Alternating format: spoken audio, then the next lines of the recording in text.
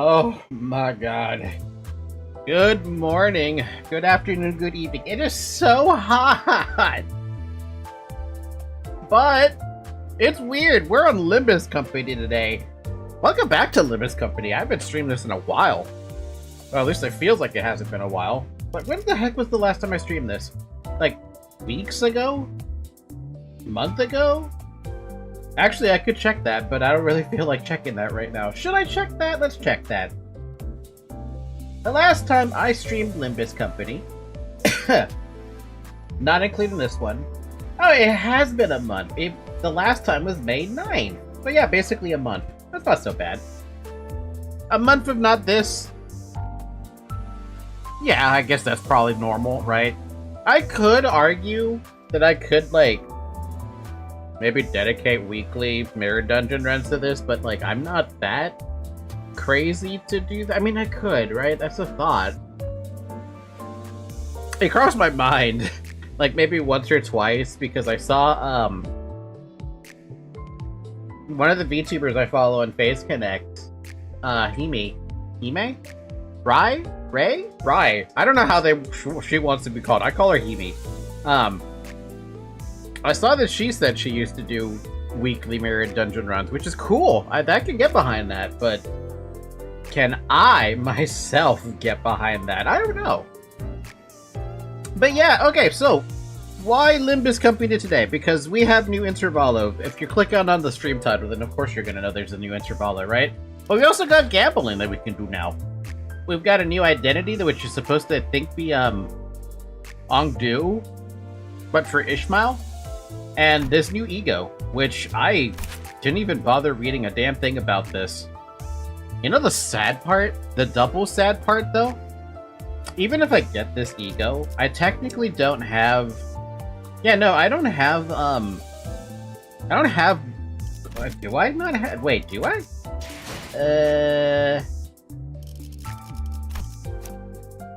Not you. You. I do have... okay, I was like, do I even have the bamboo-headed Kim identity? I do.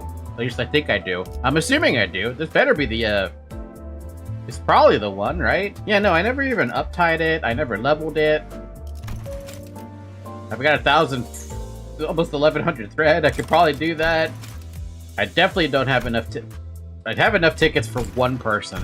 I really should be focusing more on doing excavations, but that's on me. I have no excuse. I have 110 freaking modules, plus I can get a little bit more per day. Yeah, I don't know why I'm not doing that. So yeah, I think we should just like dive right into this new Intervallo, this how do you say that? Nestic experience?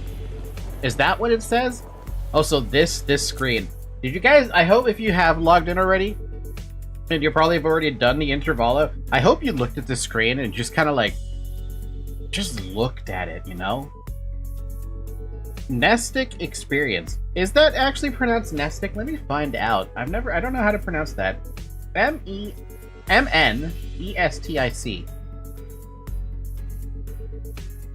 How do you say it, though?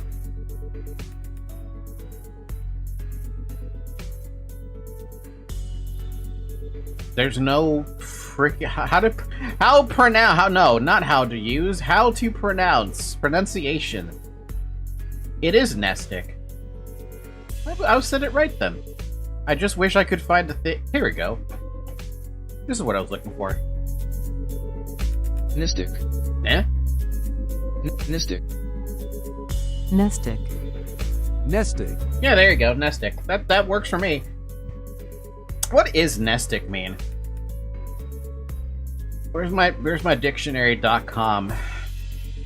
Of or relating to memory on or Nemi?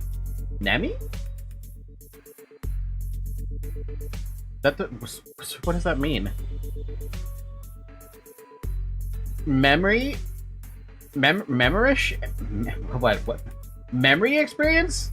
Memorial experience? I mean, it probably if it's talking about bamboo-headed Kim in any way, then yeah, maybe let's probably get it. Alright, let's do this then. Stages. Oh, the music though, I like it. Oh, but yeah, we also have an event thing. What is this? I saw this here earlier. Is this new? I feel like it is new. It is Season 7. Huh, look at that. What's it do?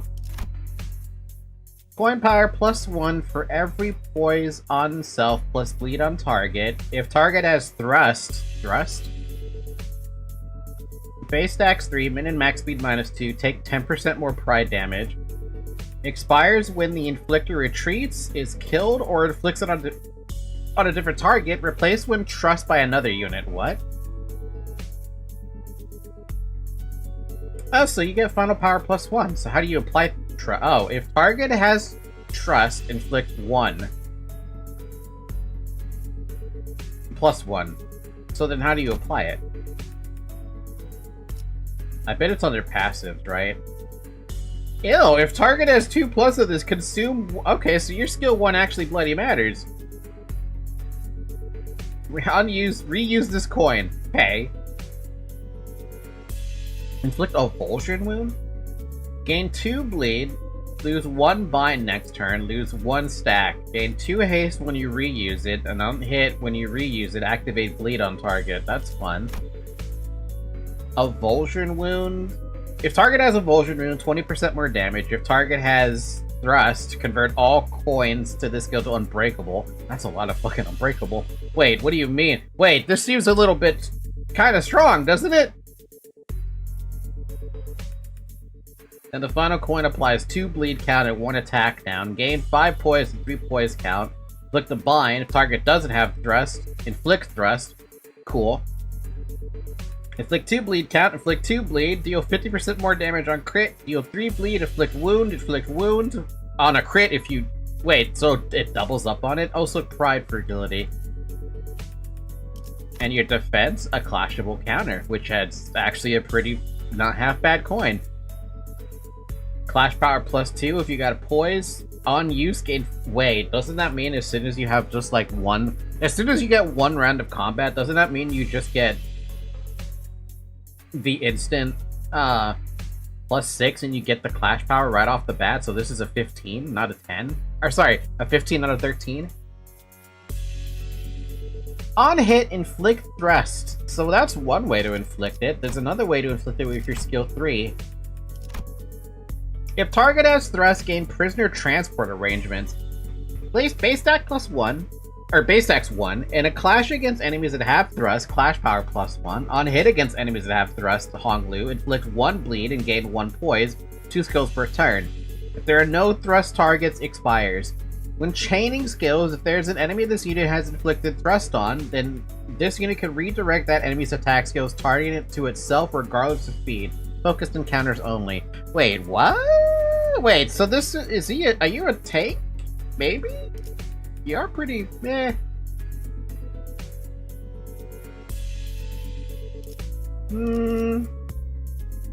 I kind of like this one. I just don't know where this falls in. S-Corp? Who knows, man? Consultation session. Gotta prep my damn voice because I'm pretty sure there's no voice acting. Hi, villager! Let's see who we got with consultation session. Also, guys, it's so hot. It's so hot. I'm burning over here. Even with my AC set to 70 degrees, I'm on fire. No, wait. For this one, we should go about it like,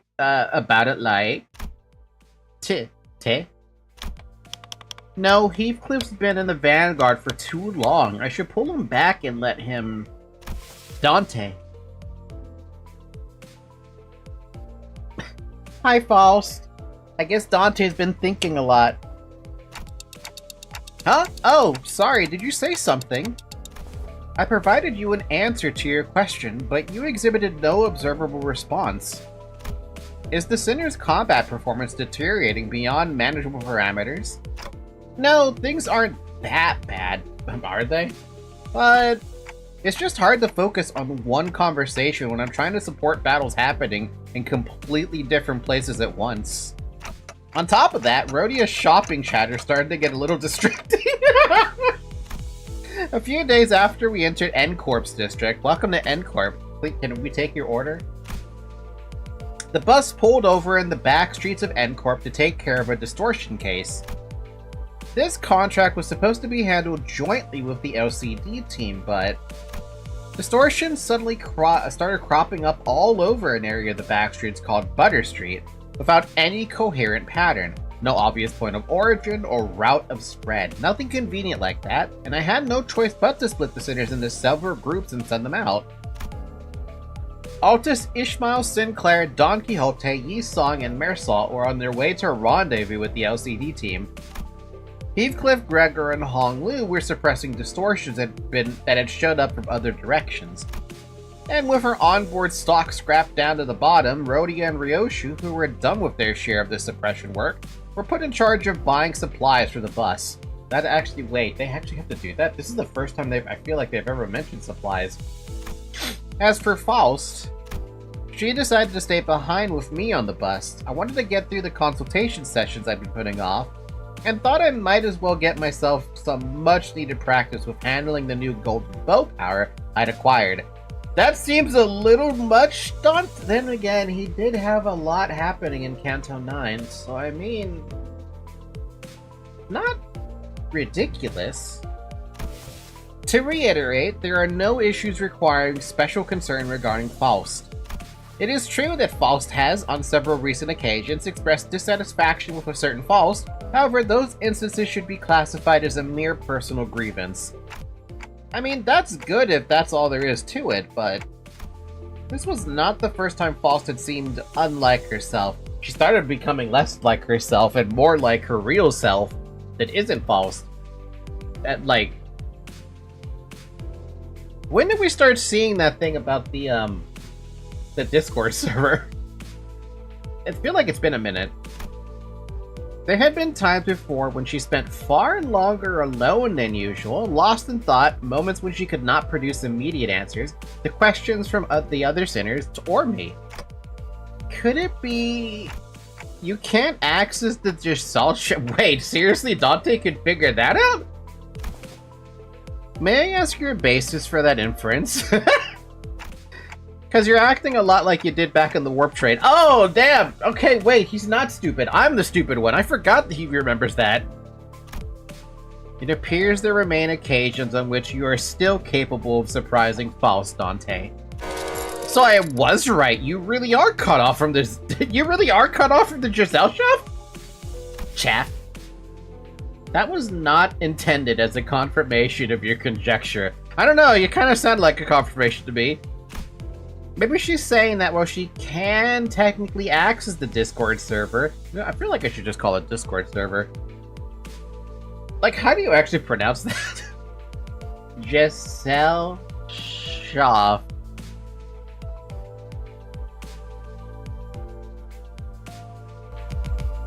Gesellschaft. Okay, so I am saying it correctly too.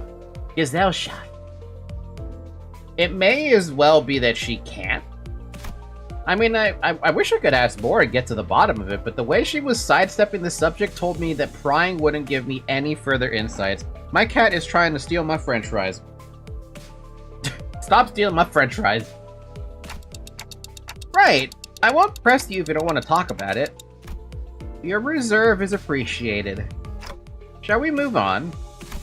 Yes, your consultation is the next agenda. Wait, what? Oh. After cross-referencing the records pertaining to the recent events in the House of Spiders, it would appear that memories concerning the individuals designated as Sora and Ren currently remain only with you, Dante. As such, should the influence of Ryoshu and your sword lead to further omissions in the official records, the manager will be responsible for supplementing the necessary information. It was already his job anyway. Yeah, not the first time I was the only one left with intact memories, huh? That's right, despite K-Corp's memory wipe procedure, Catherine's erasure by the Golden Bow's power, and Arayashiki was severing people from existence, I was the only one who remembered what had transpired. It's still really neat that he even remembers. But ironically enough, the memories I had prior to swapping my head with this clock still showed no sign of returning. We're never gonna know if Dante was like a fucking color fixer. For some odd reason. But given what we saw in the prologue, I don't think he even knows, right? Because I actually took a look at the prologue again, out of curiosity's sake. And Dante doesn't even really put up a fight. Or at least, you know, the person who's... if his name is Dante, the man with the clock, before his memories were getting wiped out by the clock, or whatever the hell was happening, did not put up a fight, so it doesn't tell... I don't think he is even remotely close to combat capable.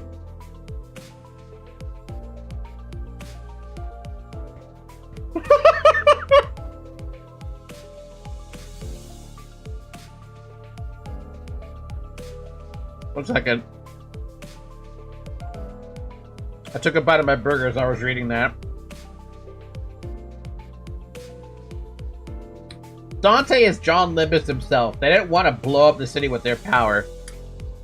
Fucking... I'm reminded of that damn Library of Ruina mod. That was like... John Star of the City or something stupid. I don't remember. Why won't my old memories come back, though? Is it because of this clockhead? Speculation based on your experience with the bus team thus far will not meaningfully contribute to the recovery of your former memories, manager. Do you know who I was?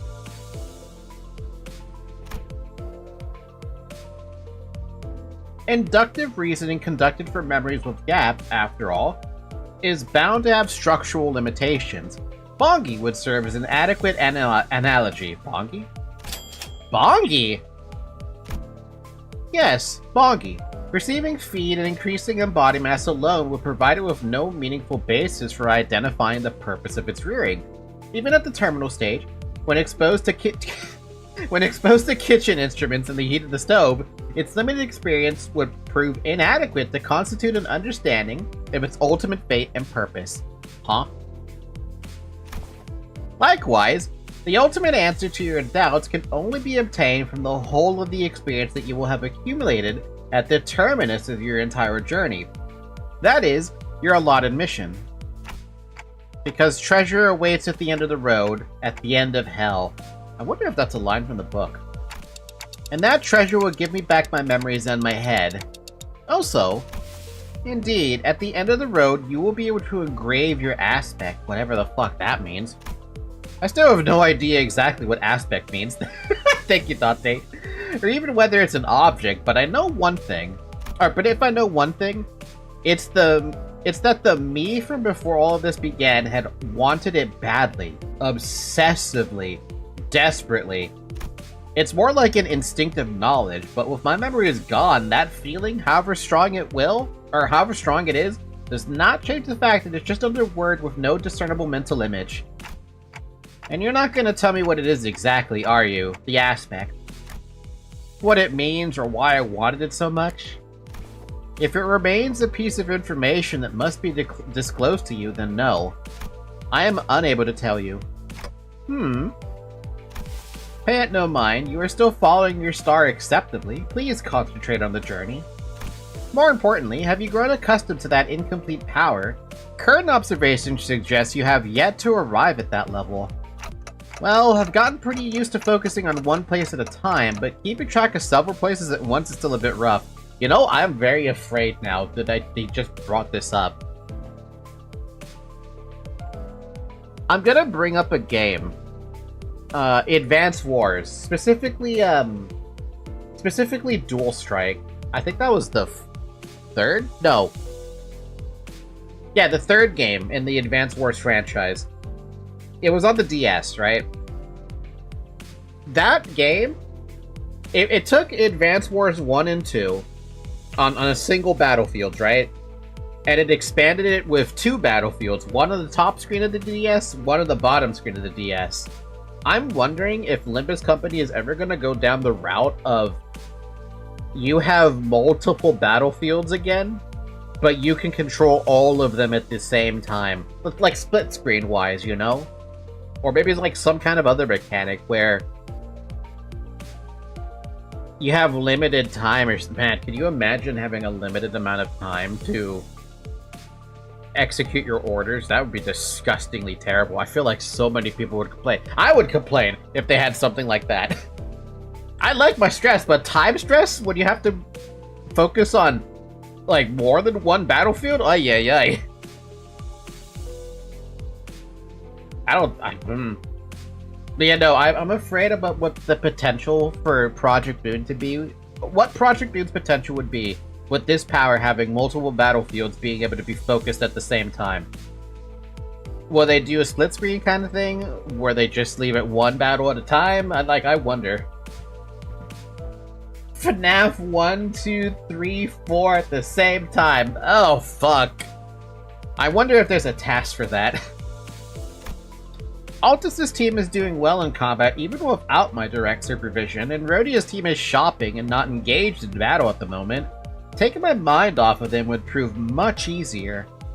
But that wouldn't give me the much needed practice, so I'm doing my best to keep an eye on every sinner status. That's nuts.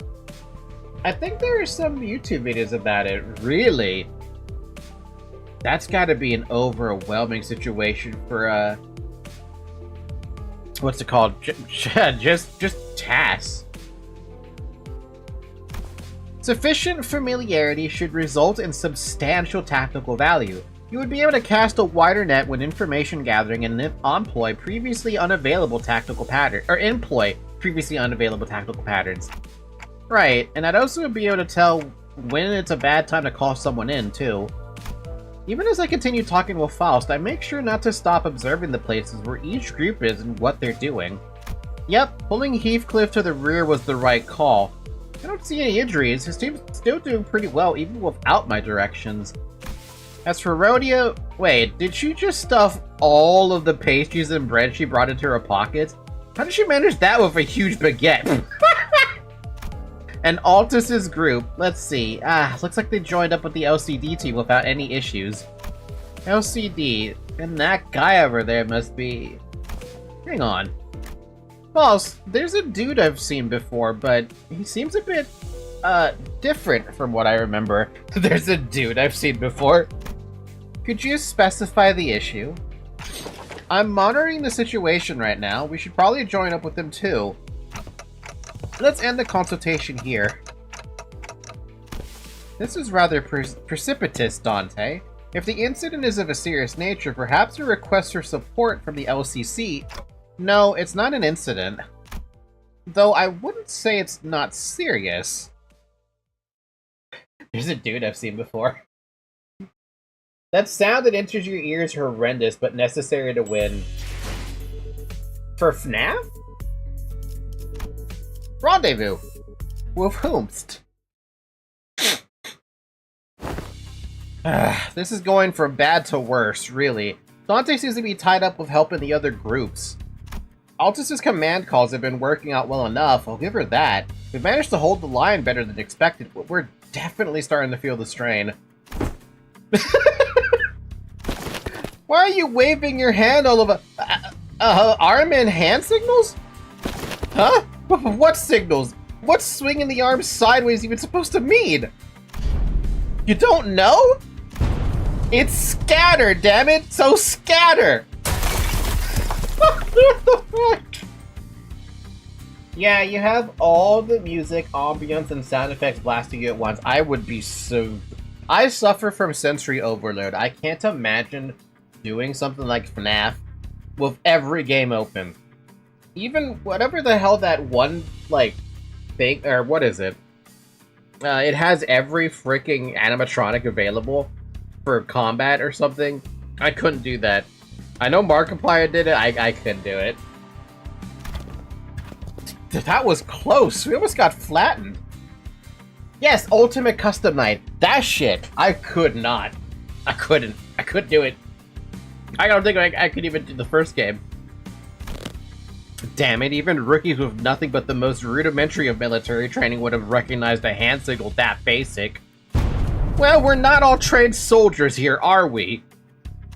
Verily, the flourish of a single hand doth indeed make boast of a shivering elegance, yet when thou suddenly wavest thine arm about, clenching and unclenching thy hand in that mystical fashion, only to suddenly turn tail, forsooth, I am left bereft of understanding what thou meanest to say.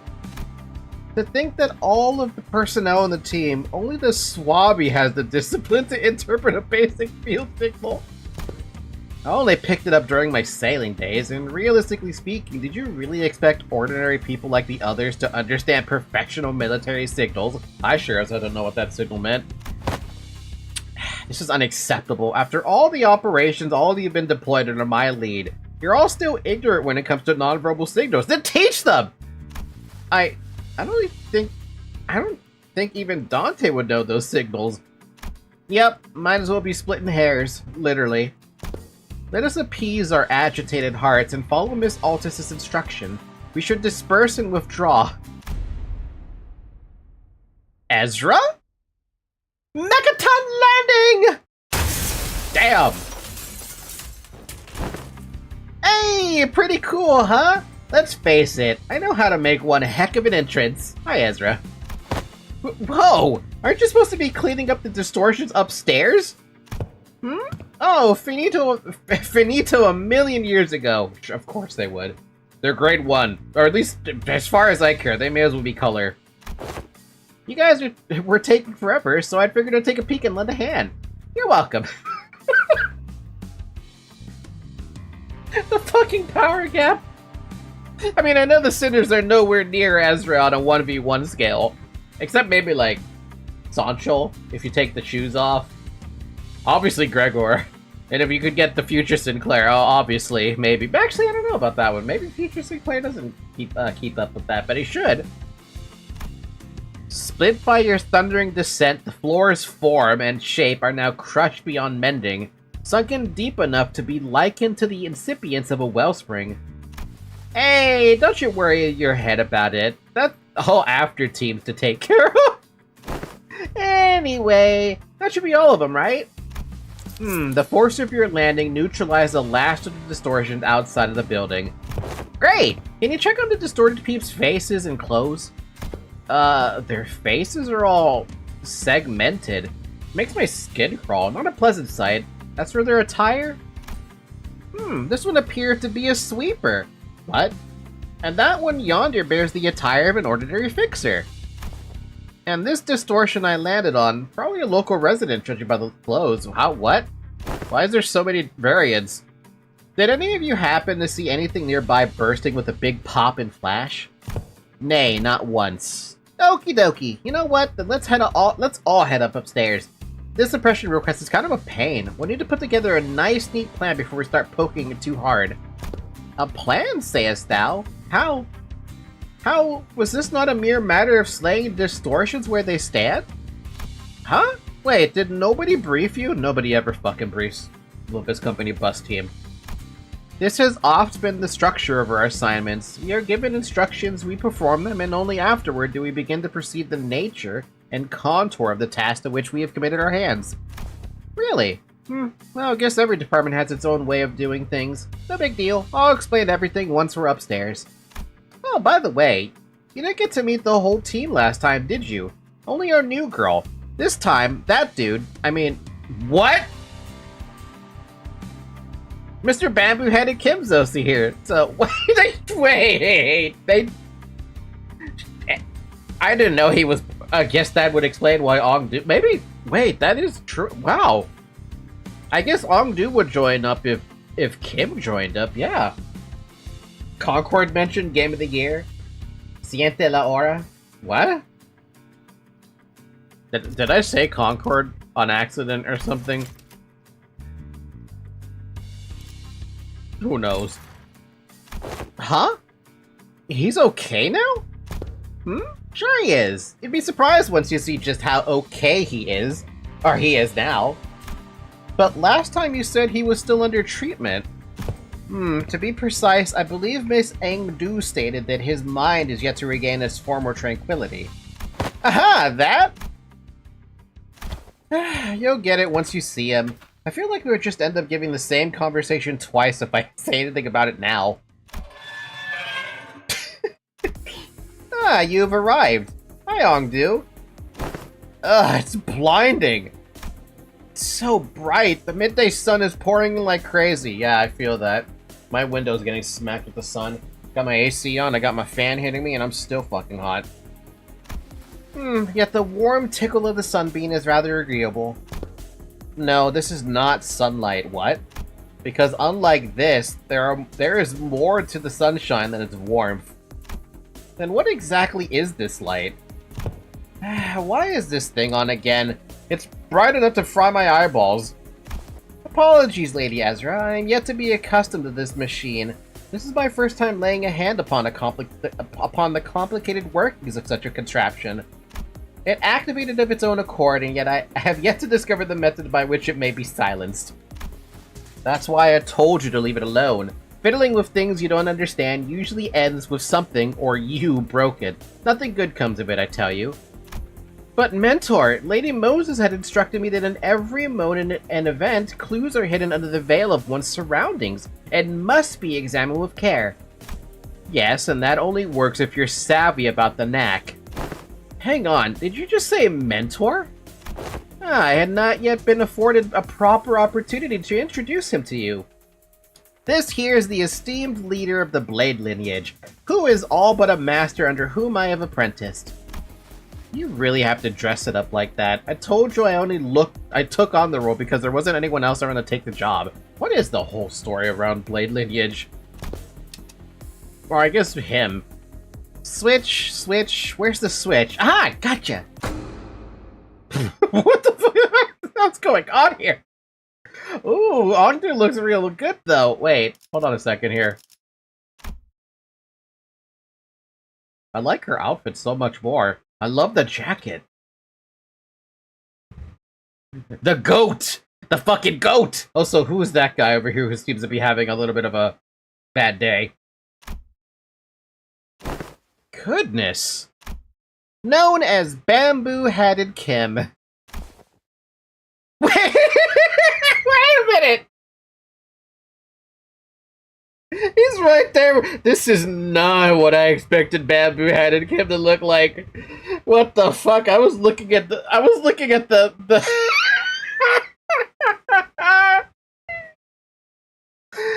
yes, that's me. Guess I should say pleased to meet you, folks. Why do I shouldn't even be surprised. Everyone wears a fucking suit in the city. It's just he looks so chill, like so normal. This is the guy who killed off so many of his. This is the guy who came out of the library, went on a killing spree, and not only that, he distorted. We waited to his fathoms, and now he's back. Search for the inflection point. Okay, so more often than not, first impressions are prone to change. The Bamboo-Hatted Kim I remember was a man who drowned in his own fathoms, blaming himself for his powerlessness with a listless, heavy voice. That, however, had been while he was distorted and sunken into himself, so I figured his original personality might be somewhat different. I didn't. But this is not just somewhat. His personality isn't even in the same ballpark as my expectation. You're telling me this guy here is Bamboo-Hatted Kim? Yep, we double-checked with Ezra, and she said he really is the same guy. What? He's just a good. Whoa, that fire in your head's not hot at all? Fascinating stuff. What? He's so normal. Like, what the hell? He looks so freaking normal. And the music, though, that's not what I expected either. Okay, can we check again, just in case? I really can't wrap my head around the fact that this is the sullen, serious man who we'd fought. Just look at what he's doing. He's rubbing my face all over like he's checking out some kind of mantelpiece ornament. Lots of ticking and talking going on. That's supposed to sound like them talking to you folks, huh? Oh my god, that face. That face is fantastic. I need this face somewhere, like on my wall. That's my expression right now. Further confirmation would be redundant, Dante. This individual is conclusively identical to the one designated as Bamboo-Hatted Kim. I've got no idea what you folks are so suspicious about. Ongdu, just what exactly have you been telling people out there about me? They're all staring like they've seen a ghost. Hey, can I look at your outfit, Ongdu? She's got a skirt on. I told them you were a gallant and formidable warrior, Mentor. But they don't look like they've heard the most flattering things about me.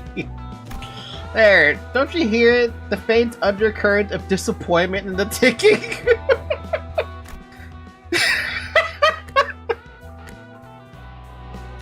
I also told them that you were a man of few words, but with much affection for the followers under your command. Ongdu. Yes, Mentor? That's a complete and utter lie. Man of few words is definitely not something you can say about a guy who's as talkative as me, don't you think? Yeah, shit, right? Jesus, that's completely opposite! You can't... Ongdu lied to us. She lied to our faces. Yet I spoke no falsehood. Although your conduct is rather shallow, and perhaps less refined for a leader of an organization, you are much more reserved and taciturn when conversing with those unfamiliar to you, are you not? No matter who one may be, one is bound to inspire either approval or disapproval from those around him, so I refrain from mentioning any truths that might invite the latter. To even hint at anything that might tarnish the reputation of my master would not be unlike spitting on his name, and mine by extension. I simply had no reason to put on airs in front of my own folks. In any case, oh!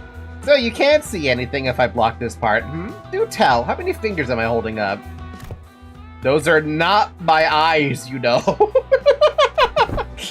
Your own folks, huh? Then you have already acknowledged and accepted that you now belong to Limbus Company. Why didst thou not pay a visit to the LCE?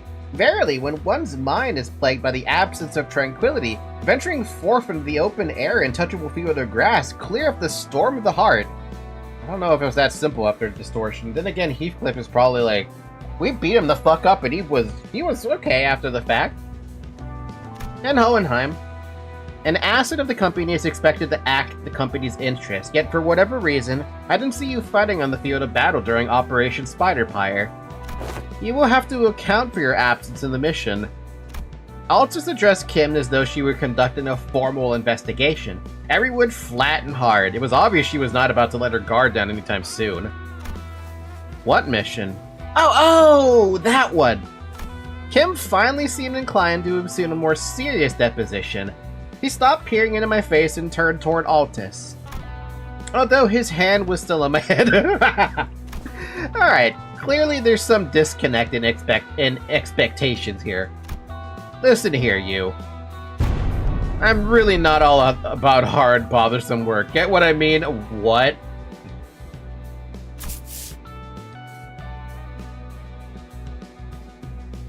Bamboo-headed Kim. We fought him in the fucking library, and he felt like a badass.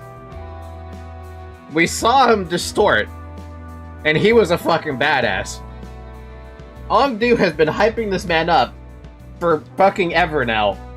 And we were waiting for him, because we loved this character ever since Library of Ruina. Only for us to get completely different of a result when we actually reach this intervallo. Expectations completely circumvented and shattered. The real disconnect was between his stoic expression and the words coming out of his mouth. What? So, let's talk about the kind of fellow I am. Meet the resident layabout, who's forced to do his job, with a frown too, I might add, only when he's got absolutely no other choice. I'm really not some big shot Ongdu's apparently been promoting me as, folks. Honestly, you know what? This guy is really fucking relatable. Who's forced to do his job with a frown too, I might add.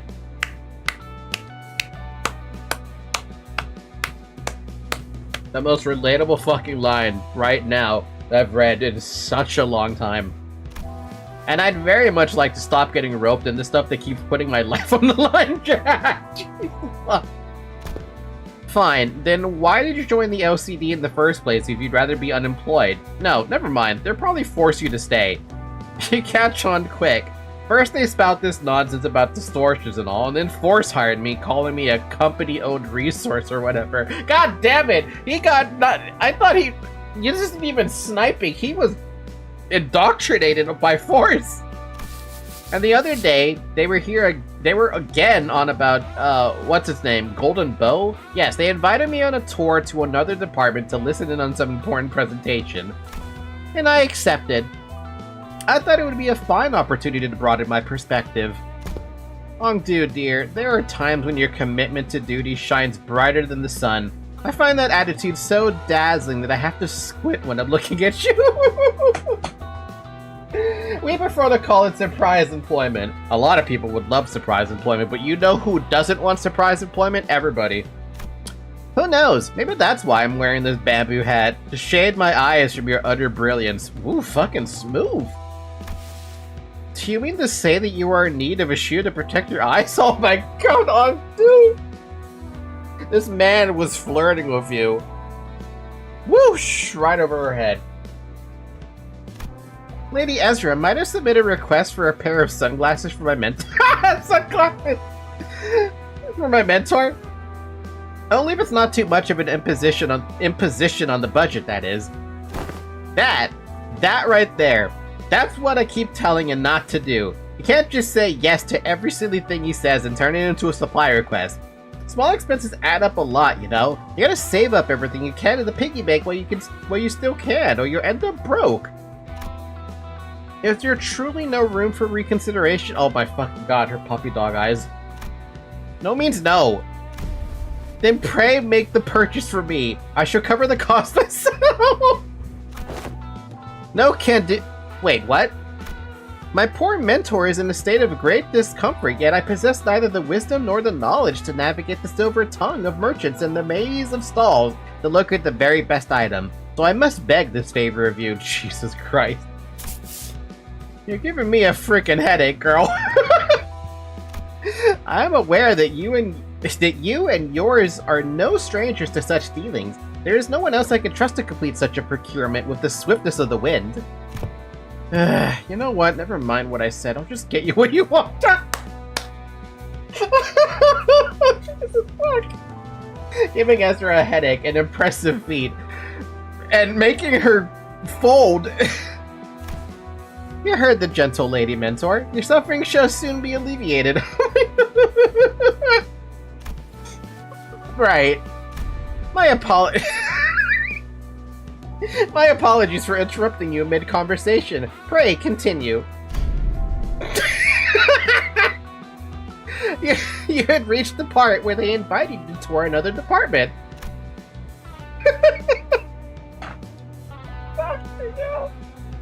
I'm gonna be on fire. I'm sweating. It's hot.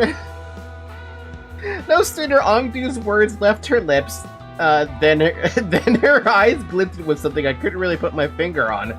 But it was a strange intensity that sent a chill down my spine. Yeah, so that day I was just gonna relax here and watch some TV. Okay. Well, good on you for showing up to work today, I guess. Let's say there's a debt to be repaid. At least you understand that we are indeed indebted to our company, or to the company. Yeah, I suppose I do. Kim's gaze lingered on Ongdu's prosthetic arms as he answered. Oh, Miss Ongdu, your arms.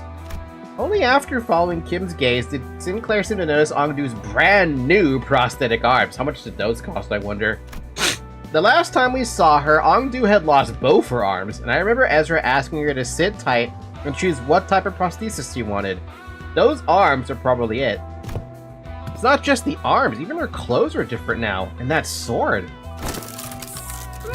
I had these arms fitted anew as soon as the operation was concluded. The gracious host and one of the LCD's teams had prepared them in advance. With evident satisfaction, Ongdu held up her dark metallic wrist as to showcase them. The components fixed along her arm clicked and rattled, unfolding for a moment before neatly folding back into place. Man, those must have been pretty pricey, though. Oh, such graceful smoothness! Wed to machine articulation. 'Tis as though I am beholding the marvelous prosthesis of the illustrious Siegfried himself. Yep, the showcase would have gone lackluster without that trademark reaction. Those are strikingly similar to Schwartz Industries' N7 lineup. How do you know that? But I thought that model was discontinued. Nah, not theirs. It's one of the prototypes developed by LCD's Phenomena deciphering team. Phenomena? And they put them on her for a trial. Trial? She's beta testing them? Doubt you'll find another like them. They're based on technology spun from distortions. Good God! Oh, I see. For a brief moment, Sinclair's lit up as though lit up as if he had glimpsed something that brought him back to a memory. Then, just as quickly, he fell silent. Whatever he'd wanted to say next, catching in his chest. I want to know what you wanted to say. Does something trouble you, Master Sinclair? Oh. Wait, did his parents have that? It wasn't hard to understand what struck the tender memory for Sinclair and why it cast a shadow over his face. But, oh. Sorry, it just reminded me of something from a long time ago. My dad used to work with prosthetics before he passed away. I thought this was the exact same model I saw back then. Oh. His parents were big shots at prosthesis companies, so that's why he knew was able to just name a model without even so much as batting like an eye. It appears I lack tact. These arms have stirred a painful memory within you. For that, I apologize. It's alright, I'm fine now.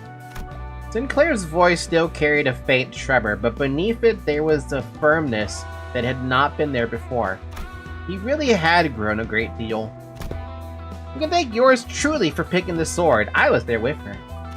I did inform Lady Ezra that any blade could serve as a weapon would suffice, but she insisted on browsing the goods. I dare say I was given the opportunity to lay my eyes on every type of sword I could ever hope to see in this life, walking through the workshop street that day. Oh please, girl, we walked for just 4 hours. That's nothing, that's it. Meanwhile, humming to himself, while everyone was distracted taking in Ongdu's new outfit and equipment, Kim had quietly slipped away from the crowd and crouched down in a corner. He was rummaging through things scattered on the floor, picking them up. Is he pocketing them? Anyway, what is this place supposed to be? What are all these things? Feels like a Distortion Detective storyline, and I never even read Distortion Detective yet. It's basically a wreck now, but there are strobes and that cloth backdrop over there. Maybe it used to be a photo studio? Oh, that could explain why there are so many photos stuck around the place. Probably? This thing definitely looks like a camera, at least. Ooh, new music. Sinclair picked up a small cylindrical,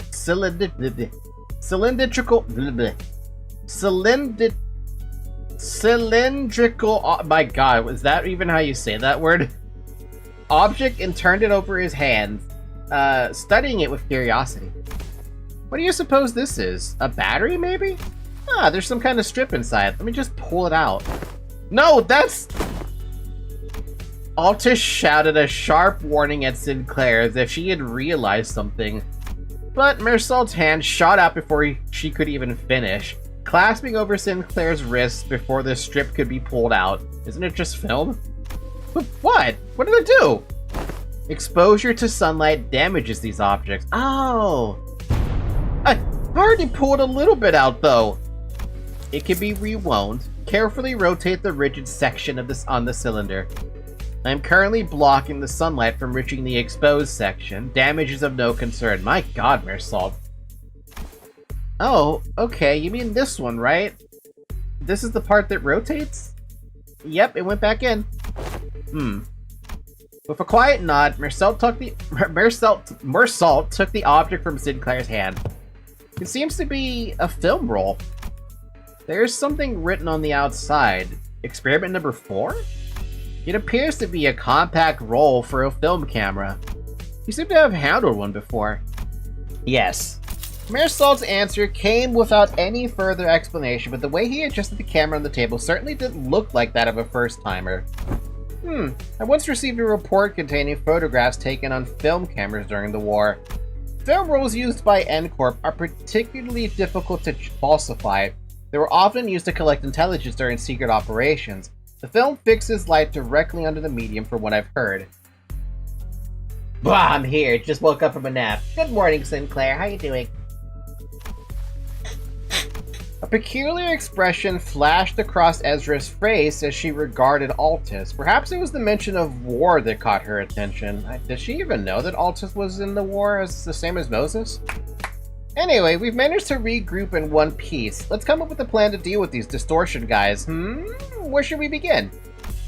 Then, in the next breath, she returned to her usual bubbly self and steered the conversation away from the subject. Wait, was she also part of the smoke war? I actually have no idea if she was. Both Ezra and I... Oh yeah, no.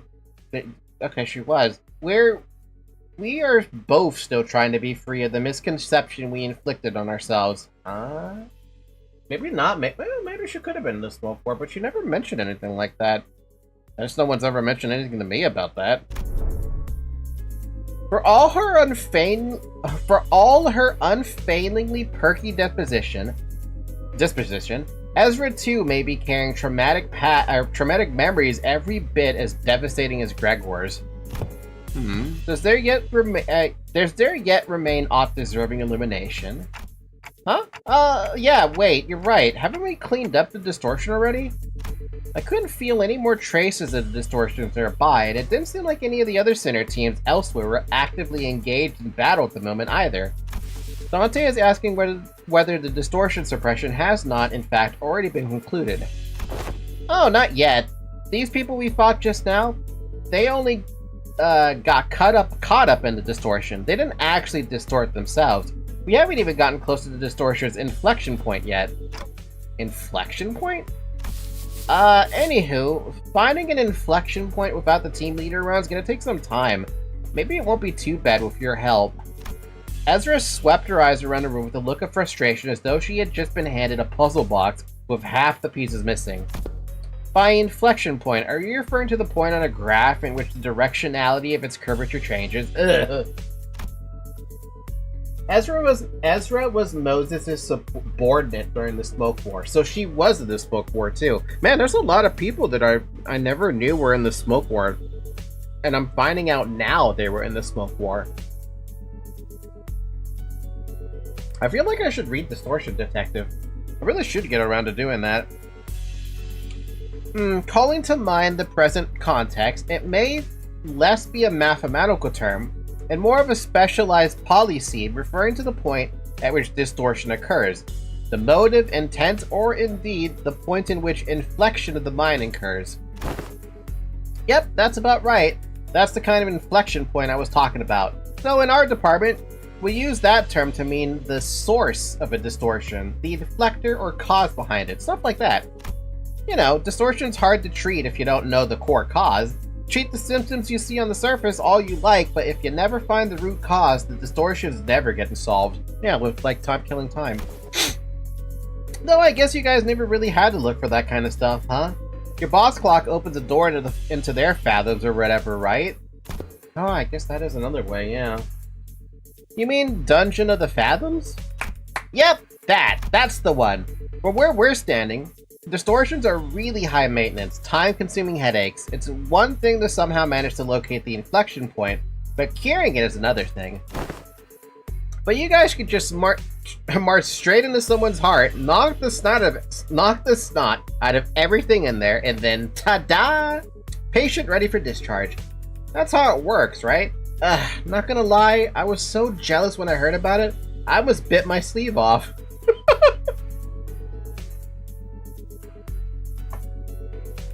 I can understand that. I can relate to that. Verily, I had thought your team would set about resolving distortions once the foe was vanquished, so as we are wont to do, was that not so? God, how does Don Quixote talk like this? Of course not. Why would anyone come with us with a distortion suppression request if it were that simple in the first place? But yeah, most of the time peeps try brute force approaches to it first, and then when things go south, they send requests to the company or to our detective's office. That means the client this time must have been... Bingo! Apparently the residents of Butter Street had all chipped in to commission all kinds of agencies, like the Sway and the Combat Specialized Fixers offices, but none of them could actually do things right. The job got passed on to us. Meaning, the distortion phenomenon related to this kind of photograph is still occurring unchecked somewhere on the streets. Exactly. That's why we gotta find something. Anything that might count as a clue. Ezra gazed down at the people lying on the floor with a complicated expression. Neat ash gray suits, and the logo on the collar of their uniforms and briefcases. Hey, isn't that N-Corp's logo?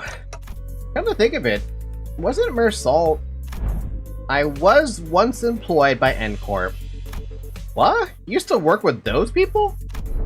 Yeah, he did mention that he used to work at N-Corp. Maybe he can offer us some insight. Do you know who these guys are, Meursault? Yes, manager. These are N-Corp Class 2 staff members. Given the camera briefcases in their possession, they are likely members of the pinframe team of Service Disclose. Meursault recited the information as though he were pulling it from a file he had already sorted and placed in the back of the shelf in his mind. Okay, pinframe team, huh? Anything you can tell us about them? Yes.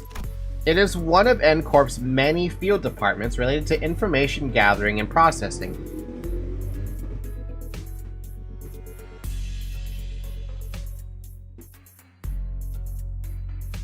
I hate that motorcycle. Their primary duties include the handling of N-Corp's internal information, analysis of N-Corp's internal intelligence, the sorting and arranging of N-Corp's internal information, an intersector. That'd be enough. Whoa! Is he a talking encyclopedia or something? Yeah, another thing to be jealous of. You think it'll be okay if we borrow him sometimes? Might be an issue for us if he just went and borrowed our team's encyclopedia. Looks like everyone agrees that he's an encyclopedia. Even I think he's an encyclopedia. Anyway, your encyclopedia's right. They're from N-Corp's pinframe team. Seen them a few times before in N-Corp's nest. But why would people already be busy enough dealing with with nest affairs come all the way out to the shabby backstreet like this? Got any guesses? I am unable to determine that. Eh? The possible range of connection between the two pieces of information is exceedingly broad, listing every relevant reason as to why they may have come here would require a considerable amount of time. Therefore, I will not present a determinative answer to that question. Ezra staring holes into me with an unspoken, "Is this dude always like this?" Wouldn't pull any answers from me, you know? Because aside from combat situations, I've still got no way to figure out what's going on in his head. Womp womp. Okay then. Okay then, Meursault, this will be easier to answer from an objective point of view. And that was when I noticed something I'd never imagined would happen. That's an entirely different face I don't think I've seen him ever do. Meursault's eyes widen, his gaze fixing me with such force that I could almost feel the faint tremor in it. A leveling stare that came with. There is no such thing as an objective point of view. Manager. Paul? A clipped tone and a look almost bordering on rebuke. A given judgment may seem infinitely close to objectivity, but ultimately all things are subjective without exception. I fell silent for a moment, lost in thought. How do you even reply to that? Part of it was because Meursault's reaction caught me off guard, but I also wondered whether this response might be connected to why he would always refuse to make judgments for himself. And if this has something to do with his turn, which I know is just around the corner, got it, then tell me 3 subjective reasons you think are most likely for why these people had to come all the way into the backstreets. I need to understand who he actually is as much as I can, because I'll never know when I'll get another chance to really get to know him if I brush this off as a simple, "Oh, I see, my bad," as usual. Yes, manager. I would presume that their mission was one or all of the following. Retrieval of the video recording or recordings in violation of N-Corp's taboo, prompt elimination of the violator, contact with an informant in the backstreets collaborating with N-Corp's nest, or identification and arrest of a wanted individual or individuals designated by the nest. Taboo? You mean these people could be taboo hunters? Nah, no way. They don't send out taboo hunters for every single violation, you know? Like, wings usually leave minor taboo violations to be handled by subcontracted fixer offices or employees of the department in charge. I'd say these guys here are N-Corp staff. Miss Songdu, what are you looking for in their pockets? I am looking through their belongings for enlightening clues yet to be hidden in the sleeve or fold of their garments. Lady Moses has been gifted with the art of discerning the truth from what lies before her, but with a single glance. Yet my eyes are foreign to such a feat. Let me take a look too. This is an employee card, and okay, this one's a wallet, so let's put that back. We don't want to be robbers. Aha! This might be it. It's an order missive. Ezra pulled a sheet of paper out from an N-Corp staff's coat and read its contents aloud. Work details. Elimination of the individual of a Category 3 taboo violation. Address Butter Street. What? Meursault was right on all 3 points? This is the place. Which means all of this might be pointing to something. Whoever used to work in this studio and the distortion phenomenon might be connected. Yeah, now that you mention it, when the whole pop and change thing happened, it did kind of feel like a camera flash. Alright, let's start by combing through this place. Let me know if you find anything suspicious. Oh, at long last, half the hour arrived for my debut as a detective? It's finally Don Quixote's turn from the time over in the other corp nest that I forgot the name of, that we had no color. Don Quixote must have been miffed for not getting to play detective back in T-Corp. Thank you. No idea where she'd been keeping them, but she immediately pulled out the detective props that had been given to Rodeo Ryoshu and Honglu back then. Verily, I had foreseen that the day would come. Close enough. Welcome back, T-Corp Don. Fortunately, Altus wasted no time putting an end to Don Quixote's badly timed shenanigan.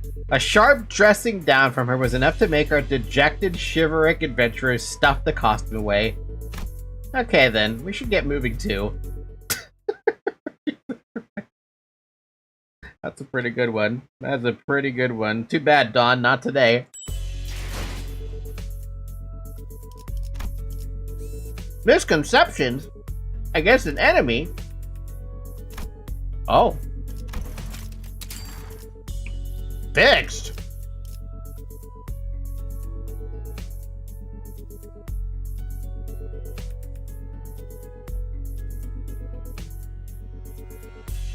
You know what's funny is I miss using my Blade Lineage team for optimal token gain. Do I even have a Blade Lineage team?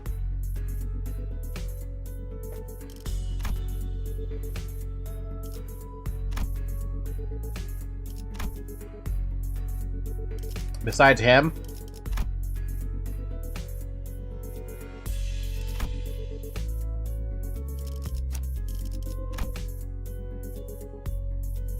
Those are the only Blade Linears I have. Hey, look at all the look at that! Conveniently all the Blade Lin centers. That's very funny because I only have half, not even half of them. Let's gamble. Haven't gambled in a hot minute. We'll be fine when we have assist units. That's true too. But let's gamble. I want to gamble. Let's do our paid first.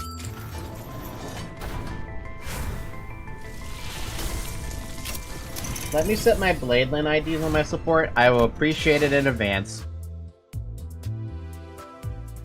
Gamble! Oh, I still have a fair amount of free lunacy.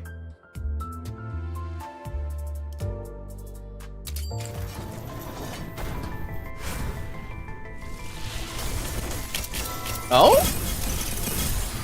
Oh. I don't know what that one is. Isn't that a Dayu? Dayu Ryoshu? Who?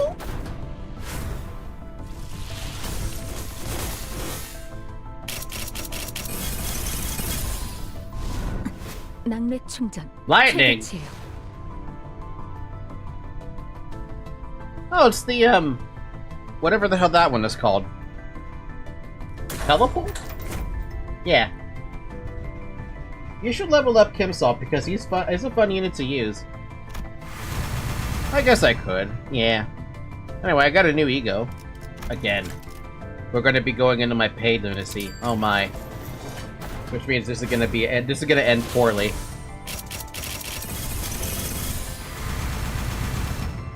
Again. Damn. Damn, I want to gamble again. I already spent 120 pools. Already 120 pools?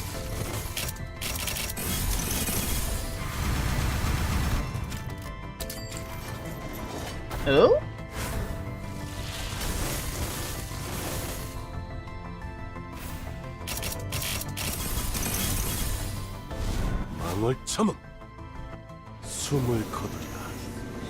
Oh, we got the ego. Nice! Now I get to actually read it because I haven't read that damn thing yet. I would love to get the Ishmael though. That would be nice to get. How much do I have left? Not much. It's all paid to see is the funny part. Ego's extra good with blade lineage, Meursault. I don't know if I want to pull again. I mean, it is paid, so I mean, it doesn't really matter if I use it or not. I'll use it, why not? It was practically tailor-made for Meursault. I gotta see this, because I'm curious about this.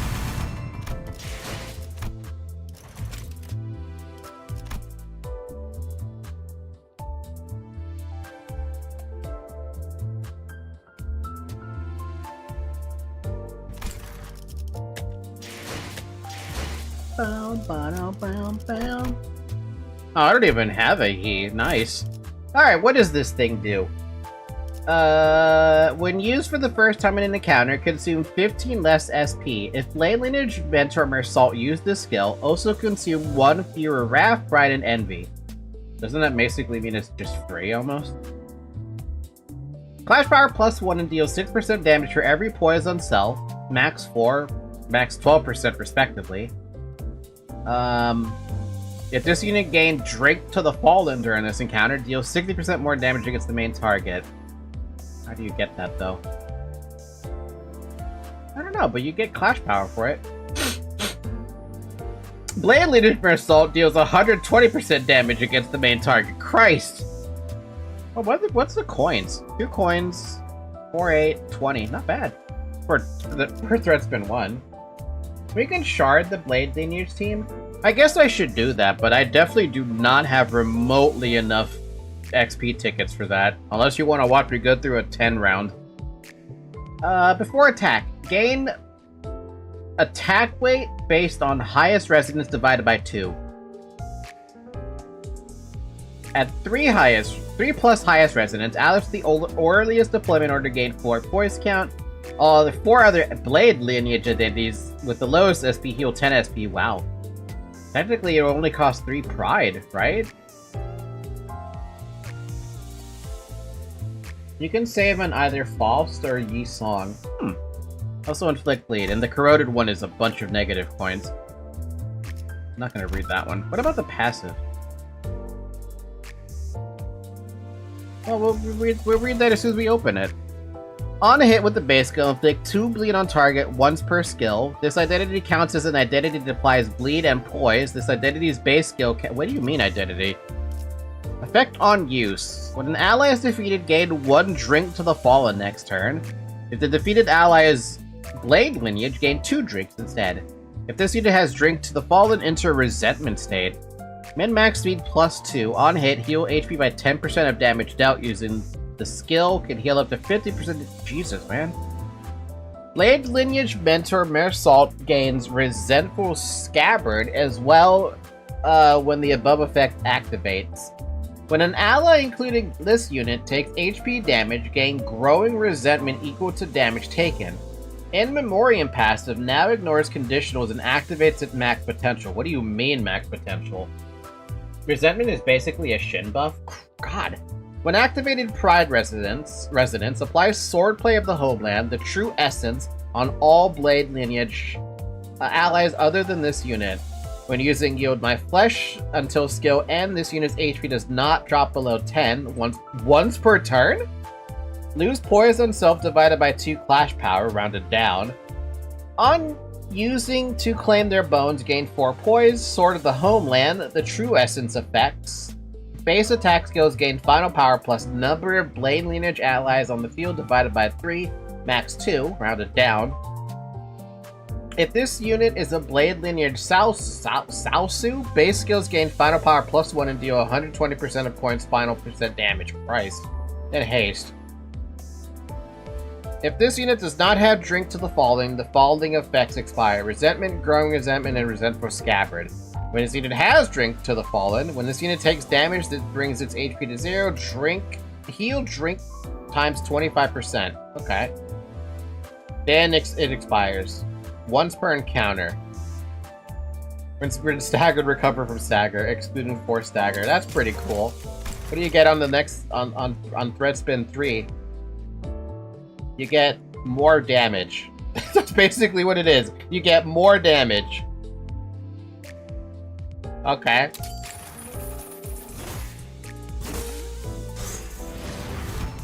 And now what about 4? Jeez, I have 500 of these fucking things. I don't even care if I use them then. You get more damage, and more fucking damage. And more damage, and more damage, and my god, damage. That's all it gets, it's just more damage? It doesn't even get base power. I mean, it's not bad, to be fair. Not the best thread spin, but I can live with it. The 1000 buffs make Blade Lineage Ultis actually usable, which is like, god damn, Kim Salt breaking his back to carry that ID. Poor Kim.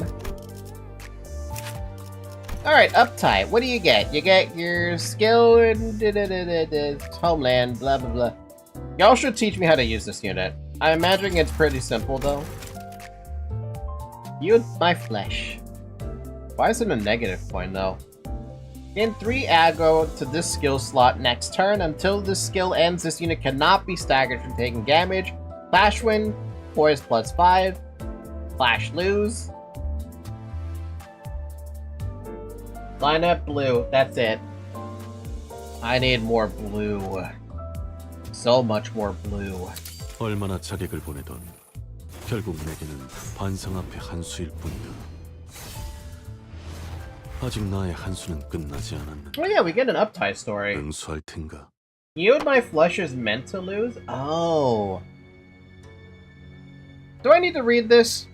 I'm not gonna read this right now. We could read this some other time. I don't really feel like reading that right now. He's playing Go though, and I've always wanted to learn how to play Go. And then the next uptie, which is another 50 tokens.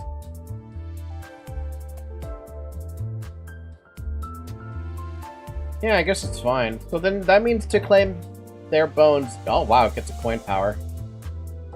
16. Wow. You get S-Corp lower? I'll read it on my own time then. I still have a lot of stuff I haven't yet to read, which is a little bit sad. It's not... For fuck's sakes, give me the Ish ID. I don't need the announcer or random ass ID. It's not strictly necessary since we get better lore during this intervallo. Cool. I'm gonna level your ass up. Sadly, the only Blade Lineage IDs I have are... well, these 3. I guess I could also dispensary them, but... like Yi-Song. Which I don't have enough for that. Wait, are we able to grab the new one, or no? Yeah, I didn't think so.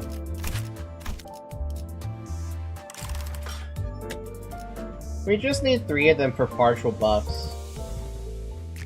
I've gotten the announcer 3 times and they have the same odds as an Ego. Don't you love it? What other, Blade Lineage are there? Because I only see Yi-Song.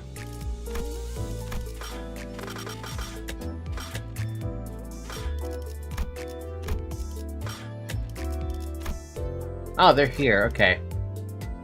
We've got Faust, we've got Yi-Song, and we've got Quixote. I'll just grab that really quick. 본인은 그런 건 잘 모르네만. 이거 왜 이렇게 쓴가?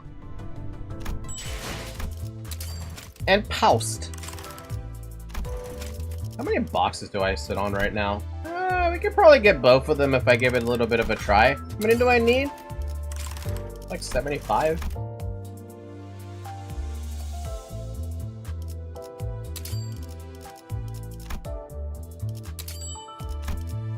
Oh, I was actually really close. How close was I?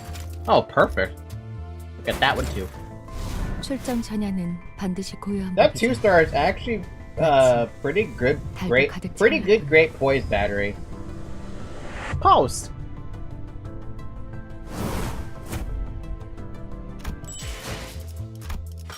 And what about Yi Song?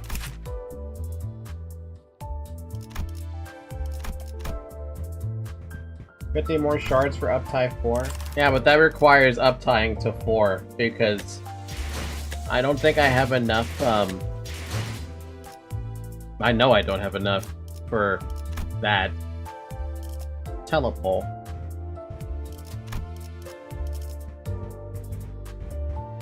His skill 4 is busted. Skill 3. Skill 4? We have skill 4 now? Oh man.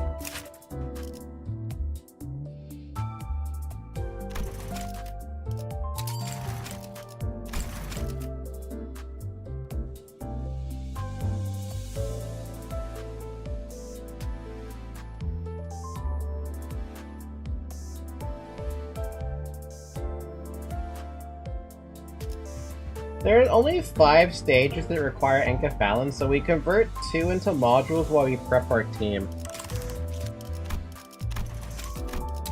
You got it.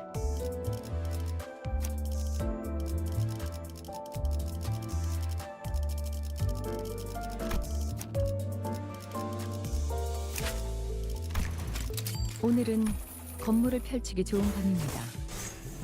달을 먹은 칼날 끝에서 피어나는 꽃놀이가 절경이죠. Alright, 꽃놀이는 uptie stories. 어떠신지. I've been skipping a lot of those. I'm gonna have to go back to read those at some point. This Intervallo is pretty short in terms of combat. I guess that's a good thing, right? It's more for story. I bet it's more for introducing the story of, what is it called?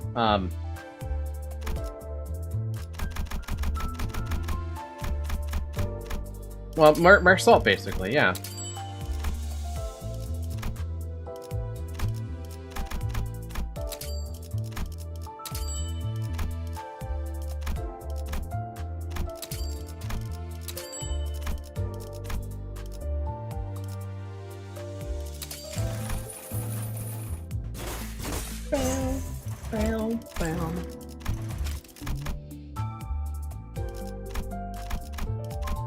Well, I can get another one up to 60. After that, though, that's not gonna happen unless I actually have, like, a ticket lying around. I don't have a ticket lying around, but I could have had one.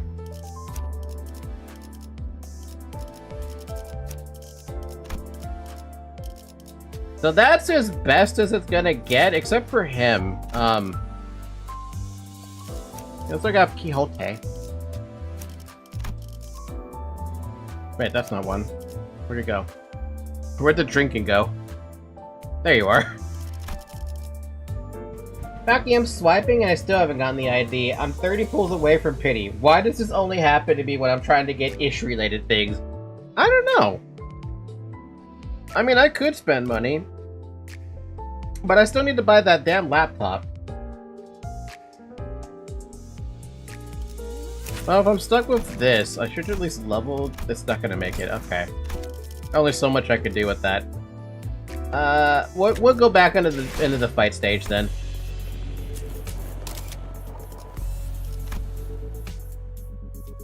So we have you. 거점에 두지. We have you. 출정이군요. And you and you. And then the other 3 are fucked. I need support. 이상이요.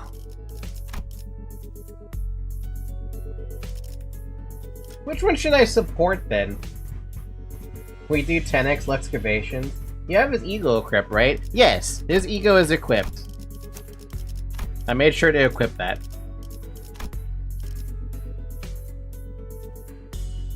Wait, what is the max on this event? That's a really good fucking question. 120% is the max, so 40, 60, 80. Somebody is... Okay, okay, yeah, okay. We can probably make that work.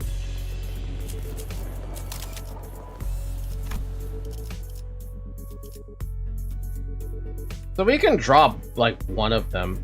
Anyway, which one do you want me to... Wait, do I have a support friend who's got the Ishi? Someone actually does have the issue. Who is this? I wish I knew who this was. But apparently someone actually has the issue.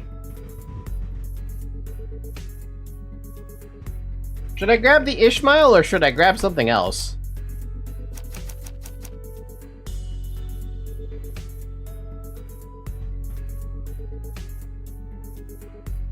I'm saying the Ishi, but I meant the Ongdu. I don't know, same thing.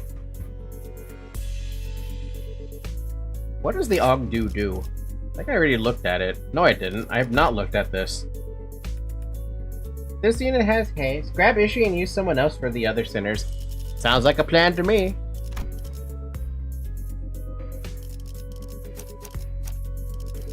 출정이군요.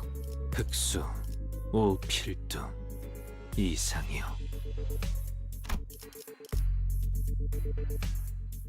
60 because of the ego. Yeah, no, we're good. We can switch the other three. So what do I want to use?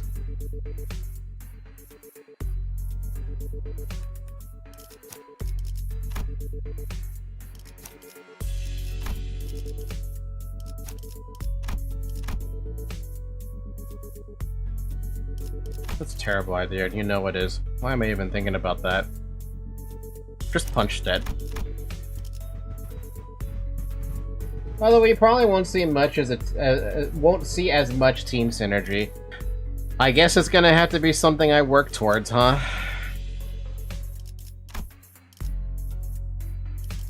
부름. 어디 보자.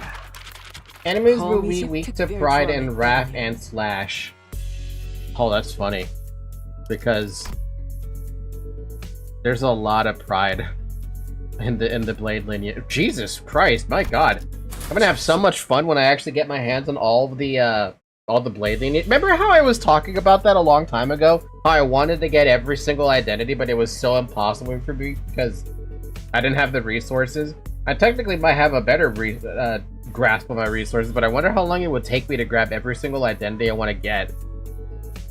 We spent a long while rifling through the photo studio with the LCD team, but no one found any decisive evidence. We need that decisive evidence if we're going to present it in court.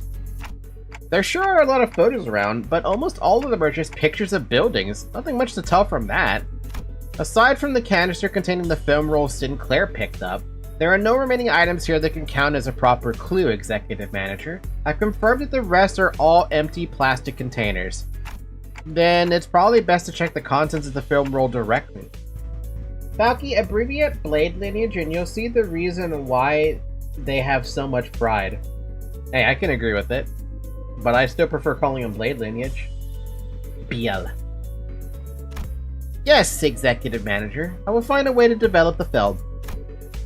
Did you guys find any sort of photo development room or equipment nearby? Let's search a little more before we see what's in that film roll. Mentor, what do you make of this object? For the 8th time, Ongdu, I have no idea!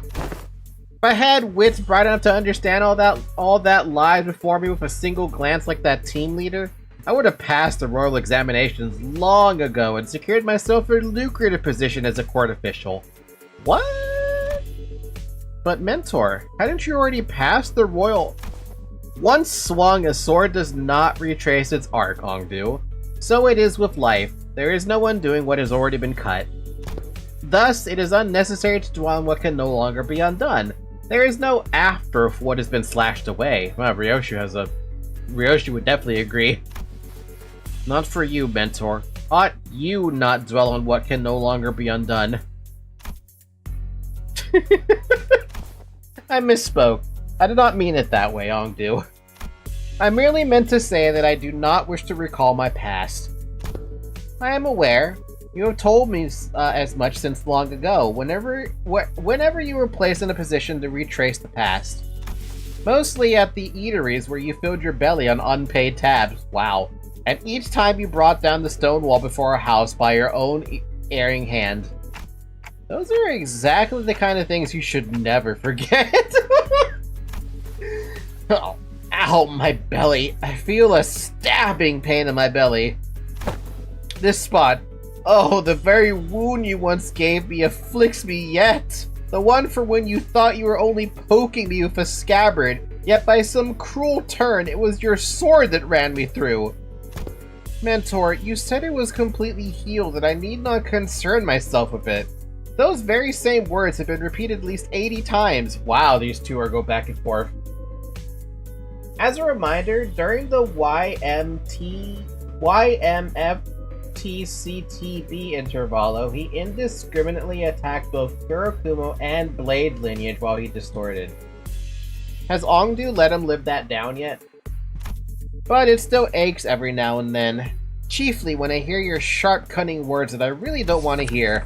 Ah, is that so? Ongdu suddenly pulled out a sheet of paper. And began furiously writing something down. What's this? I have written down the words that I have just said. Oh my fucking god. When did Ongdu... This was Ongdu now? She is so... What is that word? Yandere? No, is she yandere for Kim? I feel like no. But it's so fucking close.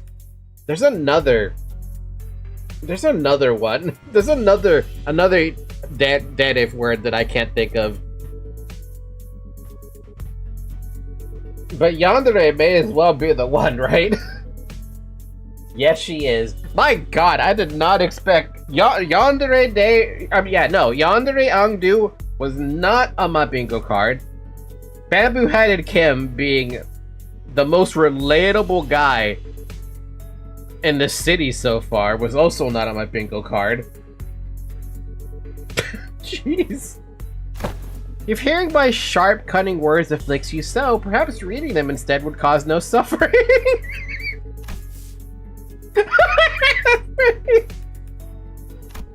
Kim's face began to contort like a wet dish towel being wrung dry. I really can't believe this is the same mentor Ongdu follows so devotedly. Where's all the dignity and forbearance Ongdu said he had? Young Ongdu, there is a matter I would ask thee. Apparently I wasn't the only one who felt that way about him. Pray, speak freely. This may perhaps be a discourteous inquiry, but I too, when speaking to the others of those whom I serve, often ornament my words with a laudation of an acceptable degree, and yet... I understand your concern, Lady Don Quixote. I suppose this is your first time seeing Mentor with his shoulders so unbraced and his bearing so loose. In truth, when I first beheld him, I also wondered whether such a man could truly be a leader worth placing my faith in. However, upon my honor, I assure you that I have never once uttered a falsehood when I spoke of him to you. My respect towards the blades of my own and foes alike, my determination to safeguard what must be protected, even should my arms be torn apart, all of these are, undoubtedly, the teachings that my mentor has imparted onto me. I wonder if you took them too literal, though. Truly? Why, if fortune should grant the opportunity, you may witness Mentor's true self yourselves one day, or someday. That is to say, if we let ourselves be carried by the currents of the river to arrive at such a chance. Ongdu gave her prosthetic arm a casual sweep, smiling sincerely as though she truly believed every word she said. Then, leaning closer to Don Quixote, she whispered, "Besides, unless I speak with this feigned stern ignorance, there would be no end to his digging in his... there would be no end to his digging in his heels. I would ask for your trust, for all is aimed at his benefit. Forsooth, thou too hast been burning with the trials of serving your superior." So that's what it was. I get it now. Do you? I don't. Oh, hi, whoa. Oh. It kind of reminds me a little bit of James Bond, and also I see that N-Corp logo. Just as I witnessed the budding of this peculiar bond of commiseration and camaraderie between our chivalric friends, the door leading outside was flung open with a loud slam. We have arrived at the target location. It appears that the advance party has already been defeated. Wait, who are these people? Didn't they say there was only a single violator? Oh crap. Looks like it's too late to talk our way out of this, whatever excuses we come up with. Oh boy, this is not gonna go well. The same thing happened last time. When I saw the N-Corp employees, I thought we had the wrong intel. All of a sudden... Ow. Did you have to flashbang me? A sudden flash blinded my vision white. As though I had stared straight into a burst of searing light, so intense and bright that it made my head swim. Wait, are we getting neuralized? Yeah, there's this same pop and... Ah! With my vision blinded, the only thing I could make out was Ezra's soft murmur. Until even that came to a stop as her breathing hushed. Oh. Huh? It didn't take long for me to realize what was happening. Seeing it again doesn't exactly warm the heart, wouldn't you say, Ongdu? Though S-Corp may indeed be passing through hard times, his alley was not quite so wretched in form, was it, Mentor? Is that right? Looks much the same to me. Ah, this place. Did we just get teleported to S-Corp? No, Dante, though it generates a considerable sense of verisimilitude, sorry. This is... Thank God it ain't 12 p.m. Lol, or else my eyes would be burning. Right, fuck. It's only 7:38. Oh, by the way, it's been an hour and a half. Drink water. Or in my case, drink milkshake. I think I know what this is. This is a presence. I haven't been able to detect it until just now, but somehow it was now surrounding us, saturating every corner of the space where we stood. The jerry stone walls, trees bent in coiled and grotesque forms, the sheen of the light, and even the air we breathe, all of them point toward a single phenomenon. This is the depths of the fathoms. Fathoms made entirely out of distortion. Wait, did they just distort Ezra? They are completely different distortions where the N-Corp employees were just a moment ago. Executive manager, it's...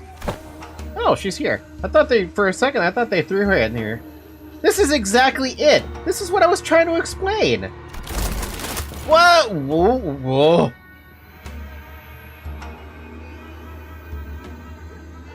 What the fuck am I even looking at? That fucking hyper-realistic fucking mouth. The hyper-realistic eye. The hyper-realistic eyebrow. The hyper-realistic other eyebrow. The hyper-realistic grinning mouth. What the fuck? What the shit? What? What? I don't even know how to pronounce that. Chunokun? Chunokun? Where Ezra pointed, the people in smart, neat suits had vanished, and in their place, figures clad in blood-stained doppel robes were approaching us with dragging, uneasy steps. Right, let's fight first and talk later. Ready, Ongdu?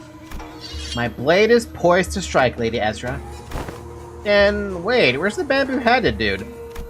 I'm afraid he has already taken his leave. He said he had no desire to cross blades with the Chunokans of S-Corp twice. Huh? Come on, man, not again! He's a repeat offender, that's for certain. Executive manager. Wherever Kim's gone off to, this definitely isn't the time to be asking trivial questions.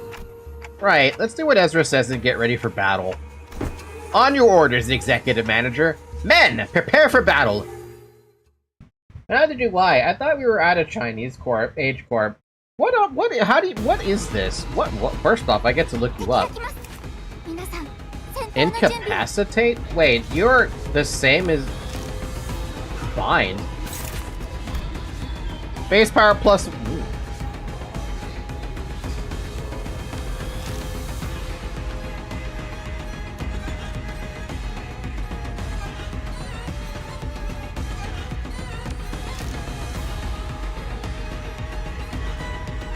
Nice music. Why do you have logs? Ooh, Oh! Oh!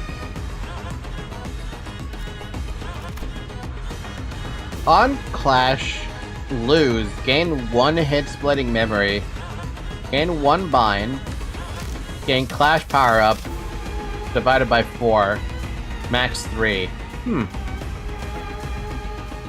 Why do you have the lore here again?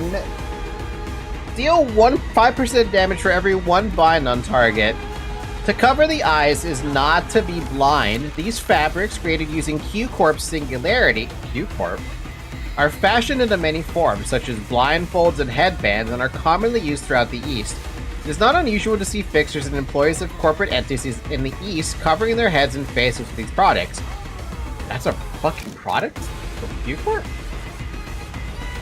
The fabrics serve the same function as sunglasses, visors, and combat prosthetic eyes found elsewhere in the city. They scan the target's information in real time, augment the wearer's vision, and provide tactical analysis. At times, they can also serve as a means of communication with distant allies. Wow. Because Limbus is not going to be doing this from now on. Great. We've seen the Q-Corp talismans before. Some enemies use them during Kanto 8. During the fighting portion of the tournament? Tournament? I don't want to know if I want to call it tournament. Whatever the hell it was called. The thing for to become the head. No. Dude, I am not remembering names right now. You know what I'm talking about, though. The thing that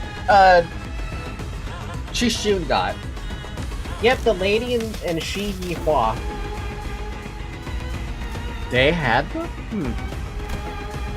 Jumbled memories. They also have their stupid eyes on them. Gain offense level? Oh. Alright. So this just a win rate thing? No, it's a focus encounter. Okay. Oh wait, what about the bind dudes? Didn't inflict trust on target. Gain prisoner transport arrangements. S-Corp commands 2 sorts of taboo hunters. The Royal Censors and the Chunoka... I can't pronounce that for the love of God. Nah, we think in this fight... agents of the Royal Court, the Royal Censors generally operate alone, moving undercover to pursue those who have dared to break the taboo of Salpipio...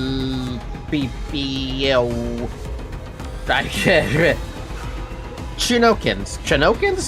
Chunokins. Oh, for the love of God, I can't even for the life of me read. I'm butchering that. Much like fixer offices, form bands within their own ranks. Once an order or a contract to hunt down a brand is bestowed upon them, each band hunts its mark in the manner preferred by the band. The hunt for Nobi knows neither honor nor dignity. Oh, so they're basically bounty hunters.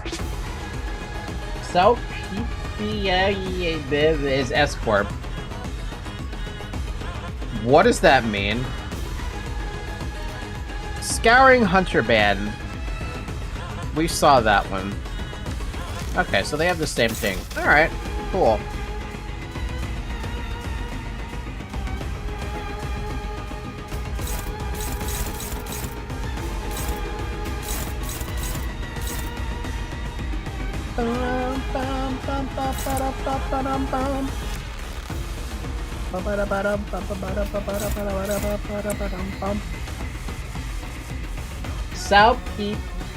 South Pip Yeo in Agri Industries. Oh my god, that's too much. My brain can't handle what's going on there. Also, I just realized that we have Ezra here and Ongdu. This is overkill, isn't it?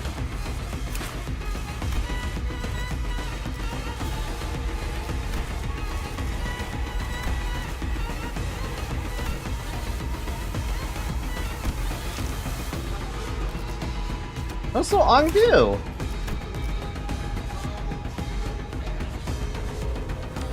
Yeah, these two can easily clear the fight even if we do nothing. Yeah, I was gonna say, this feels overkill to have them here. Oh.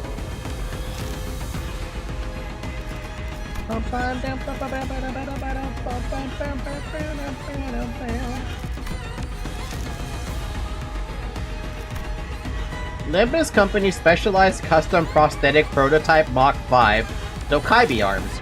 Gain these arms. Oh my god, base offense level +4. Take 20% less damage. Gain 1 haste. Dokibi arms? Dokubi arms? Do you perchance speak of I need a dictionary for this kind of thing. That often appear in tales of old? I can scarcely believe it, yet after all I have witnessed while relying on the hospitality of Limbus Company, the existence of Dokabis from folklore may well be within reason. Come to think of it, I do recall hearing of a name called Dokabi. Oh my god.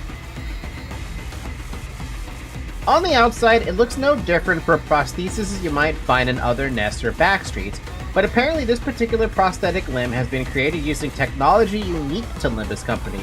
I wonder what that could be. Since the development of this prototype was led by the LCD department, I would assume it has something to do with the power of distortion. Oh, that's not to say that I have any certainty regarding the matter. I was only in charge of transporting it, you see. It's just a simple speculation, really. In any case, I doubt this is your average prosthetic limb meant for body enhancement. So she really rose up in the ranks with the, what do you call it? She's worth a lot now because of this prosthetic. Oh, so the blade too, wow. You like that model? Oh, new girl's got an eye for quality. Excuse me, can we try this model? Oh, come on, relax, I know the deal. You break it, you buy it. Thanks. You see? Told you I'm a regular here. Okay, so the sword and the scabbard come as a set, so grab them both and feel the weight. How's that? Not as heavy as they look, huh? Oh-ho! So, there's this particle powder thingy in that scabbard under patent by Mook Workshop. Every time you sheath and unsheath the sword, for a brief moment, its blade comes out way sharper and lighter. What? And that model you're holding happens to focus on the sharpness. So it's like, ding and viola, you got a nice buff on your weapon. That's fucking OP! I think it's one of the Yi series models. That's Mook's Workshop classic lineup, by the way. Check out the finish here. It's... what the heck? Hey! This is the Yi Type 2 model that went out of production. You know what? This stuff isn't easy to come by. We're lucky we found one here. If it's such a rarity, Lady Ezra, perhaps you ought to wield it instead. No, it's fine. Well, I can see it's literally made for you. It'll work real nice with those boosters on your new prosthetic arms. It'll need some getting used to, but you know, you'll be one heck of a fighter once you get the hang of it. Anyway, consider it a gift from yours truly. You're officially one of us now. Officially your new girl. No more temp ID. Then I shall accept with gratitude. By the way, remember that classic lineup part? It's super durable, but there are no delicate parts that you should watch out not to break. Okay, you know what? Let them break if it really comes to that. Just don't die on us. I shall take your words to heart. Aww. Roland had a Mook Workshop weapon stored in his gloves. Wait, for real? Gain one of this stack, and she just gets more power. Defense skills lose 1 clash power for every 2 stacks. At 15 plus, activate a skill. Oh, she actually cares about blade lineage allies. Interesting. 2 light on use, restore 3 light and draw a page. Oh. 7 to 15 slash dice, on hit, deal 3 damage. Oh. Man, I wish I could remember all this stuff from Limbus and Library of Ruina, but I can't. When 3 or more other blade lineage allies are defeated, gain more poise, gain more... 1 more of everything. When 5 or more, gain 2 instead, and apply Swordplay of the Homeland, which is all poise stuff. Cool.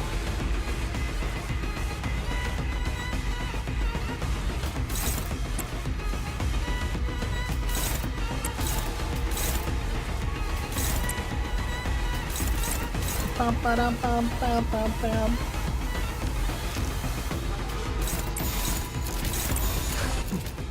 Okay, I'm wrong. It's 8 to 15. Hey, you were still really fucking close.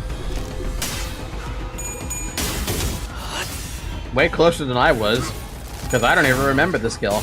물넘고 꺾고 제쳐라. 効果的な攻撃でした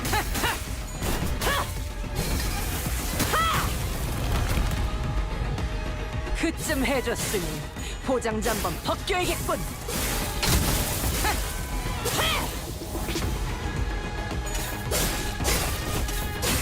Ooh.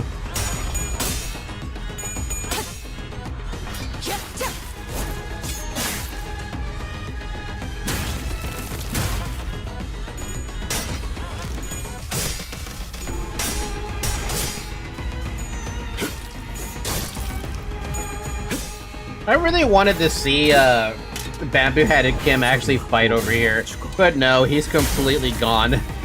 Just said nah. 이것은 부자게 가져야지. 별로 어려울 것도 없잖아.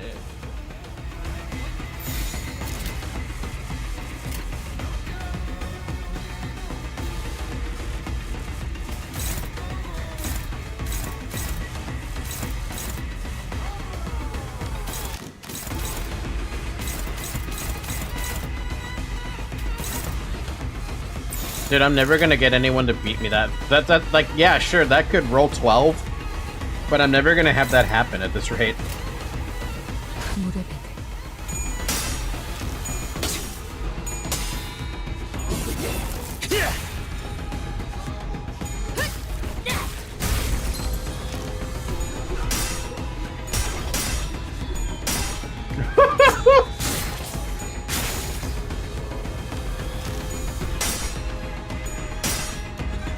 Way to prove me wrong, god damn. Wow.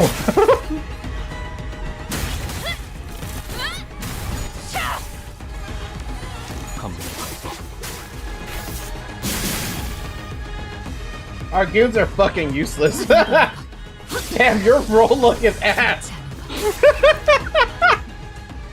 엄마는 무기라면 뭐든 잘 다뤘어. Thank you, Ongju.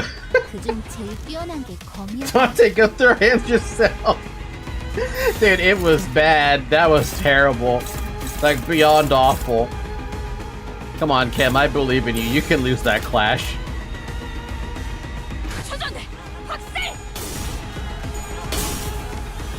마음 놓고 열어젖히고. My god, her here is overkill. Severe overkill. Oh my god. Like, even Altus is losing. Oh my god, really? Oh my god, seriously? Oh, you're right. We have subtitles now. 6점. サンタさんの作戦とても効果的でした。 Where is that setting?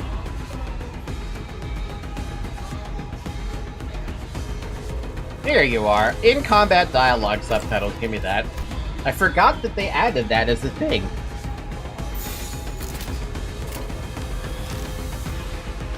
Is there anybody in this team who can win the class? You know it's bad when the skill that's meant to lose is wins. Right, the skill that's meant to lose, it wins. The skill that's supposed to win, it loses. Have you guys noticed this has been a trend for me? Kim can win the clash when we want to lose. Have you noticed that's a trend for me, by the way? A horrible trend for me? I literally cannot, for the life of me, get any victory. 거긴 킬존이다. Like, I was concerned with his 45 SP, he might have lost that. Because it's coming down to that. Great time for representation, emitter. Great time for win rate.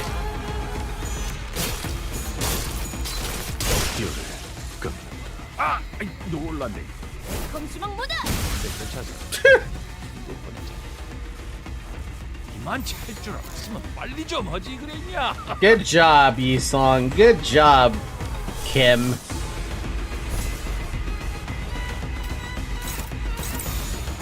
I want to use this. I want to see what it does. 벤던 사월을 건너. My god, she does so much damage! Good lord!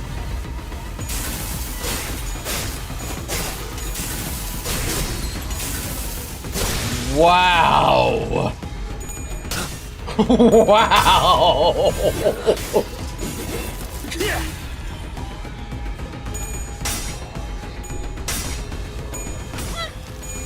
Ay, ay, ay. You know, sometimes I wonder if, like, they're just doing this on purpose now. Wow. I didn't even get to use my ego. Let me use my damn ego, you bastards. 벤던 사월을 건너.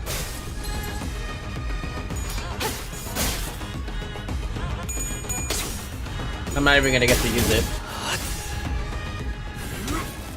I want to see what it does.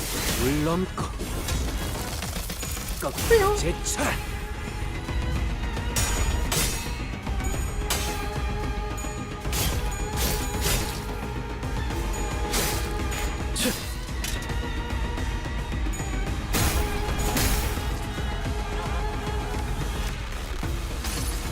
Of course, our roll of tails.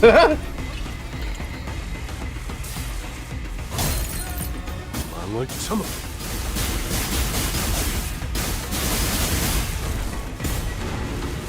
Ooh. Of course, I roll a tails. Why do I roll 2 tails? You have 45 SP. Oh wait. Oh, hold up. Pause the fucking game for a second. What do you mean I rolled 2 tails with 45 SP? 딱 느낌이 오잖아. 응?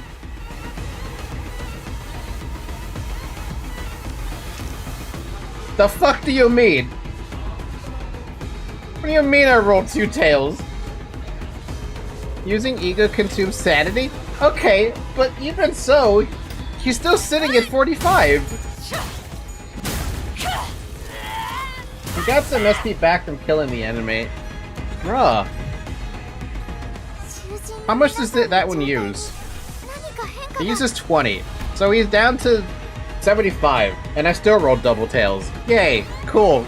Coin tosses are always in my favor. We love it.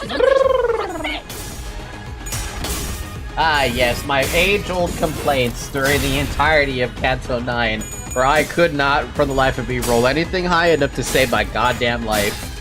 Everything was terrible. French fry. Are you kidding, Altus? You lost at 45. 숨좀 차는군.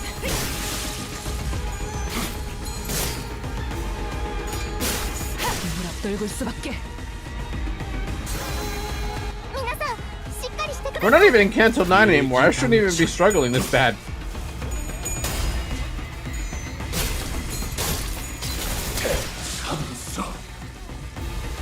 놀만치 노른 것 같은 게.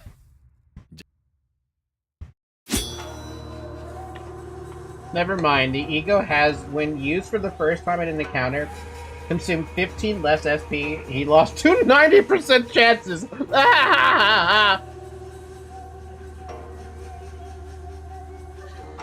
I'm okay. Am I though?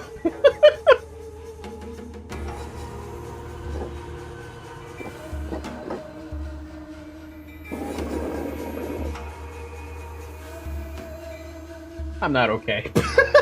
I'm far from okay.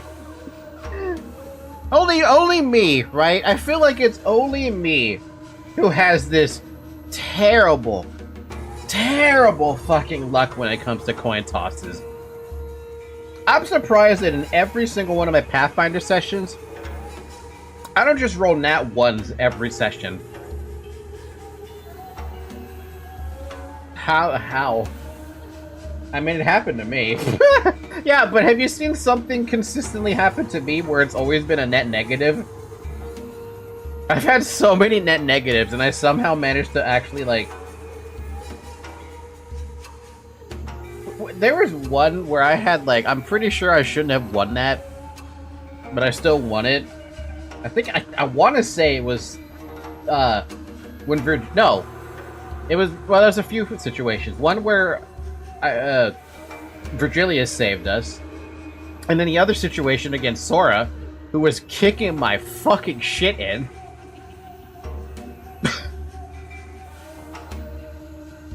happened against Earl King Heathcliff as well.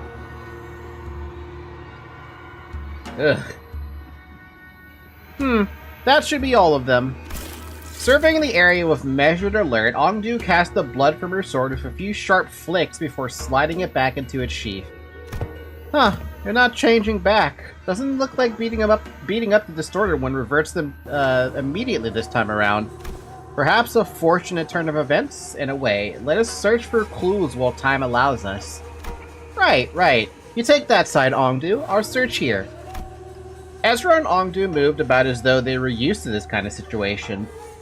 Without even taking a moment to catch their breath after the battle, they began searching the space. Prithee! Don Quixote was the... this is accurate with how bloody they are. Don Quixote was the first one to voice her doubt in the surreal, unfamiliar situation we found ourselves in. We battled distortions upon our arrival hither, yet never before have I beheld our surroundings change with so sudden a flash. Prithee, I cannot make sense of this situation. Couldst thou render a detailed account of this distortion phenomenon? Apologies. It would appear I overlooked the briefing due to the urgency of this predicament. This is, according to the definition presented by Lady Moses, a location-type distortion, huh? It's basically when a whole space distorts, huh? And since places and buildings can't move on their own, this distortion gets fixed in a certain space, huh? As for this one, looks like the distortion's already progressed pretty far along. Middle stage, probably. They don't usually get this big, but this one here is covering almost an entire street. God damn. Then those people... They entered this space and got caught up in it, and our job right now is to get to the bottom of the phenomenon. What exactly gets people caught up, and what happens to them once they're in? Of course, we can't really rule out the possibility of a powerful distortion that's encroaching upon its environment. Oh, by that I mean when a distortion bleeds into the space around it and warps it. Oh man, I'm actually talking like our team leader. Rubbed off on me, I guess. Ezra continued with a sheepish giggle. In any case, we hope able to suppress or cure the distortion, even if we whoop these guys' asses 100 times. That sucks. Too bad. Can't we just dive into each one's fathoms? We need more clues to help us locate the inflection point. Maybe we should examine these people over here too? With a call, Ezra directed our attention to rows of collapsed people all around, all of them clad in dopa robes. And these are the glyph emblazoned upon their headbands. Chu bespeaks propulsion and pursuit. It marks them as Chunokuns. How do I actually pronounce that? CH apostrophe Uno Kuns. No. It just changed my damn effort into chunk.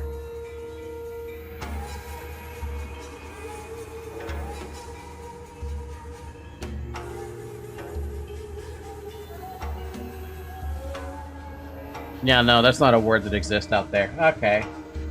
Pronounce Chungus. No, surely not, right? Functionaries charged with scouring and hunting runaway nobis. Nobies. You hail from the homeland as we do. I am unsurprised that you know of them. I could hardly fail to know, for I too was once enumerated among their quarry. Scientists and technicians were daily being dispossessed of their stations in S-Corp after all. So it was no idle tale. Scientists who ply their craft without fattening S-Corp's coffers are seized forthwith and made nobies of the corporation. Indeed, I count myself fortunate to have absconded with my friends before the brand of Nobi could be impressed upon us. Otherwise, Nobi, the wretched appellation conferred upon the people for the convenience of those in power, a vile practice and an excuse of their power mongering. No, nothing more. These are big words today. The so-called taboo hunters at S-Corp operate by much the same anatomy. Does the breaching of taboo summon the hunter, or does the hunter first seize his prey to thereafter frame the captured with invented transgression? If the powerful so desire to chase the man down, to take possession of his very being, and keep him caged, they only need to decree that he should bear the lot of a Nobi, such as what S-Corp has become today. S-Corp sounds like bricks and minifigs. Too soon? My mentor, too, is one of the victims of that accursed practice. And could these people have been sent out to capture your mentor or Yi Song? Or me, perhaps, or none of us. You mean to state that they may be conceptual forms of generated by distortion? That is a plausible conjecture. We are getting nowhere with this clue hunting. With a heavy sigh, Altus pressed her fingers against her brows as if her head were started to pound in frustration. To delve further into the matter, it is necessary to determine why the S-Corp and its Chun have appeared as the motif of this phenomenon. Considering the course of events we have seen so far, would it not stand to reason that the distortion stains all nearby things with memories most foul? The presence of Chun suggests a possible correspondence to Yi Song's memories. Conversely, however, the absence of T-Corp's time collectors weakens that hypothesis. In which case, the most plausible theory is that this particular distortion could have stemmed from Bamboo-Headed Kim or Ongdu's memories. Oh? Maybe that's why he's not here? Ongdu furrowed her brow and fell into thought, as though she couldn't grasp the full picture of the problem. I've seen a few distortions that show trauma or affect their surroundings. But this one? I'm not getting that pop of inspiration. Can't even guess at what this distortion wants either. Speaking of fucking pop, good god. The white flash of light suddenly drowned my vision again as Ezra clutched her head and cried out with annoyance. Ugh, if only the team leader was here. Cracking this would have been a piece of cake. And we're back. So this is why you kept asking whether we'd seen anything bursting with a pop. Hey, has that been there? Yeah, it's been there. The N-Corp employees must have it rough too, getting dragged into the distortion like this. Did they? I mean, what else were we supposed to do? It was self-defense. They were about to attack us. I suppose finding the root cause and taking care of it would be the fastest way forward. Let's just do what we can for now. Okay, first we need to develop the film we found here. We'll head to the nearest darkroom and... Nah, actually, let's first drag that slippery hat-wearing colt back here and get him talking about the Chinukans. Kuns. That's probably our best bet. Chinukan. Every time we take a job, that slacker just slips off without telling anyone. As one part of me watched Azra stamp her feet in frustration, I was also carefully following Heathcliff's team to the other part of my vision. Oh, I think I can help with that. Have you located him? Huh? What? Boss Clock found something? Yep, I found where Bamboo-Headed Kim is right now. Dante is now a security camera. He's got access to everything. Good job, Dante, the security camera. You would have a fantastic job as a head of security. 승부수가 먹혀들었군. 판세는 완벽히 우리에게 있어. Film. 정착지를 찾을 때까지. Oh, we got everybody again. Wouldn't it be more funny to have them there? I'll just leave this alone. Just pick whatever. 군주가 나서 꽃을 피워볼까요? Five Nights at Mephi's. Meanwhile, Heathcliff's team. Bloody hell, what's up with these gits? They're showing up out of nowhere. Oh, they got brought in too. How should I know? But judging by their getup, they seem like S-Corp fellas. And things were going so well. We could have talked it out with these Fedora guys who were rummaging around the place earlier, you know? But no, you just had to go barking at them first. Would have saved us a lot of trouble if you hadn't, right? Oh, so it's my fault? Those bastards looked like they were nicking stuff. So this is our contract area, ain't it? If they walked off with something important, we'd be the one catching hell. Listen, bud, not everyone's itching to swipe hair coupons into their pockets. Wow, Gregor! Not everyone's itching to swipe hair coupons into their pockets the second they get the chance. Oh, for how many bloody months are you gonna milk that? Keep milking it. Excuse me? What? You got a problem too, mate? No, not at all. Just wondering whether that gentleman over there is also one of our enemies. Hmm? Is that the end of your trope performance? Shame, I was really enjoying watching you folks dance. Might have mistaken this place for the Peach Blossom land of legends had there been a cup of fine Magoli to go with it. Rice wine. Yeah, that's an enemy, alright. He has a name tag, though. I think it says, LCD. LCD or... LCD or whatever, who gives a toss? Am I supposed to put up with every bastard out of you? Am I supposed to put up with every bastard having to dig at me? Oh dear. Such bold swings! Didn't know there was an encore to that before. He's actually not pathetic. Didn't know there was an encore to that performance. Ha! You slippery little rat. Oh, I do find this amusing enough, but if you intend to play with me, you ought to be more aware of your surroundings. Hey, behind you, there's... Oh! Oh, damn! Wow, you took out all those doppel-wearing people with just a single strike. I'd say that about covers the price of admittance for your troop circus, wouldn't you? Well then, I leave the rest to you folks. Wandering blades and Murum tails never linger on the stage for long after all. Fucking Kim. Oi, where the hell do you think you're going? God damn it. Oh, that's so funny. And that's the best part is he's not even here. Oh, you're using that power. You know, I forgot that I didn't go over this, but we did get Era. And I kind of forgot that this exists. What does it do, actually? Base attack skills gain base attack skill coins and counter skills deal more skill damage, gain power, and are converted into unbreakable coins. Wow. When hit, does not become staggered. Minimum HP is fixed to 10. Heal HP by a certain percentage of damage dealt with base kills. Units that are killed cannot be controlled or immobilized. Units that are killed cannot be controlled or immobilized, cannot be selected. Too bad, huh? Would have loved to be able to pick, like... Imagine picking Virgilius or something.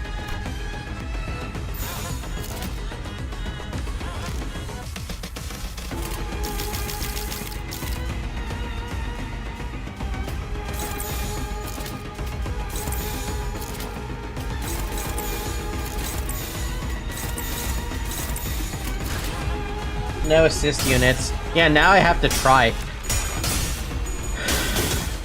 Don't fucking brick it up.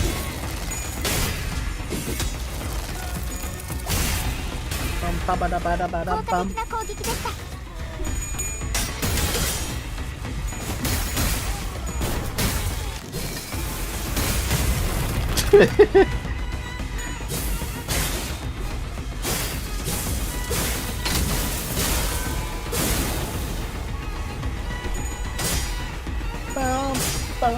bum, ba-dum, bum.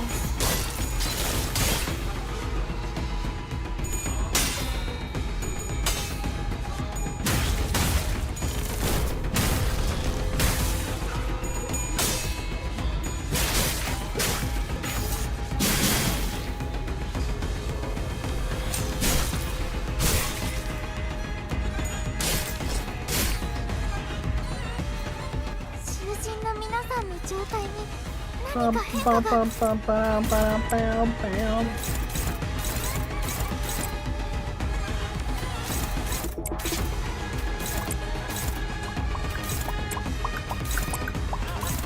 Bum, ba-dum, bum, ba-dum, ba-ba-dum, bum, bum.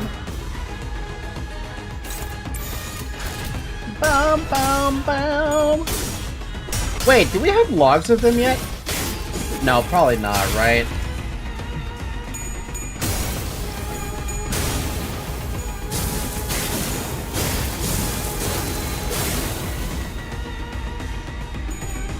Oh man!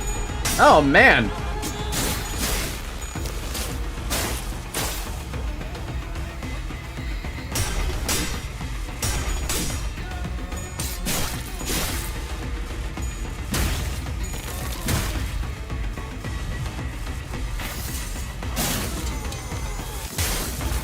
Yay! No 9 자세히 damage. 틀림은 없군.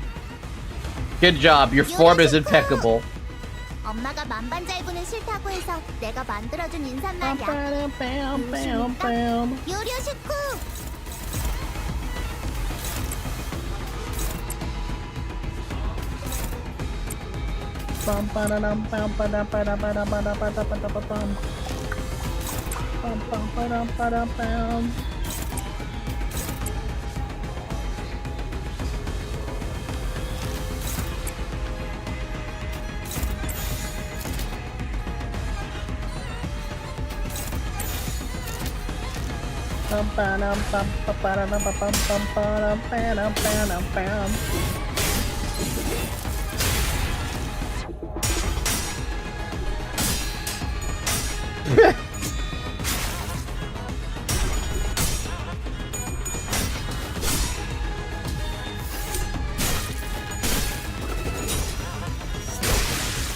Yay! 맞아. 그거 진지하게 갖다 써야지.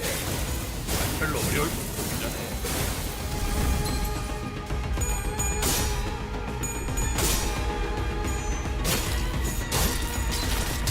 Man, they really are weak for Wrath, aren't they? Or, I'm sorry, not Wrath, to Pride.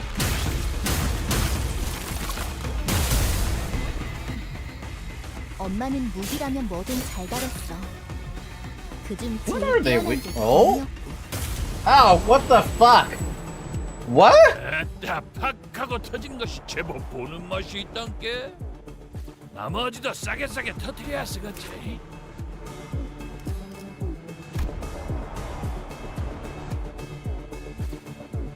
Huh? Goon swap? What do you mean, goon swap? Oh, hey, welcome back, Pinning Nail. Haven't seen you since fucking Canton 3. Oh, welcome back, Paralyzed. Oh, you have unbreakable coins now. That's not fair. Oh, welcome back, Intelligence Gathering. Who the fuck had that?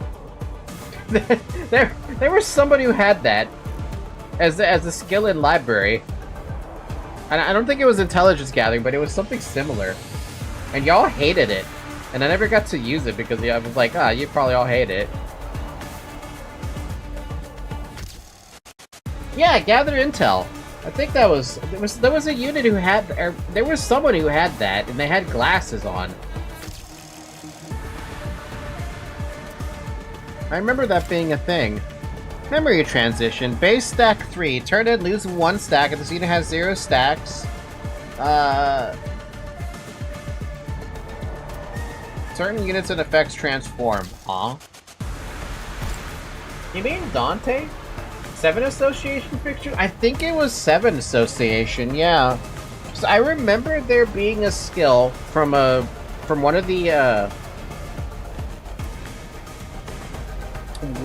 of the receptions you could do, a general reception I want to say, where you got something that was like, it had to do with changing stats around. I don't fucking remember what it's called though.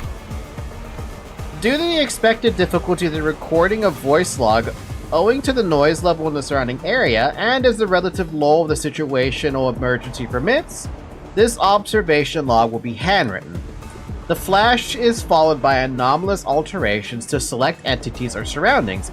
The flash is always accompanied by a loud noise. The noise is a composite synthesis of various noises commonly associated with photography equipment, the rustle of winding film, the high-pitched whine of electricity charging the flash component, and the like. Huh. Hitting a weakness 5 times that has 5 or more fragile permanently changes that to fatal damage. I think that was the skill, yeah. Or the passive, I'm sorry. Altered entities universally exhibit anomalies akin to a scrapbook-like collage of various print materials, such as newspaper or magazines. For humans, these anomalies were most commonly observed on the face. After a certain point, most altered entities began to exhibit identifying elements associated with District 19, and once the alteration progress caused by distortion was halted, they returned to pinframe team staff members of NCorp, Service de Klaus. You can only use it against enemies that already have a weakness, so to that damage type. But so by that point, you might as well just kill them. Yeah, it was a weird one. I wanted to get it to work, but there was just no feasible way to get it to work, given how Library of Ruina is. In a game like this, though, where you actually like. Well, I don't know about these guys, but there's always something where they're, like, weak to it. You know, you could probably make it work. Sorry, always fatal to something. Except for bosses. It does not appear that its main mode of interaction is spawning sub-entities or summoning their illusions, but overlaying certain appearances to entities already in the vicinity. Noticeable boost to the overlaid entity's combat capabilities has been observed. The exact cause is unknown. Current working theory constructed by the LCD on-site investigative reasoning team posits a high level of likelihood that it is a location-type distortion. Following that reasoning, it can be concluded that this case cannot be resolved simply by defeating the altered entities. No further discoveries are to be made. This observation log is concluded. Huh. Anyway, cool. Welcome to the team. What does that do? When using a skill of identical rank to the skill Photograph, Flash Power -5. What do you mean, skill to the Photograph?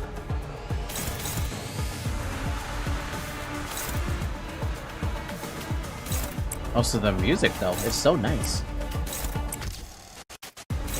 Also, how the hell do you sneak a fucking camera into the game and actually make it sound good?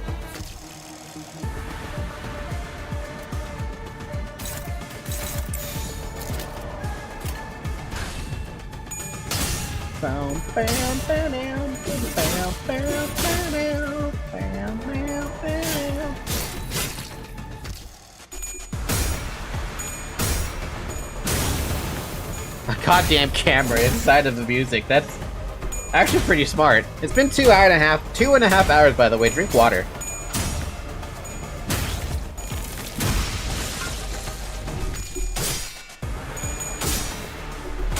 The skill that I wanted to lose doesn't lose.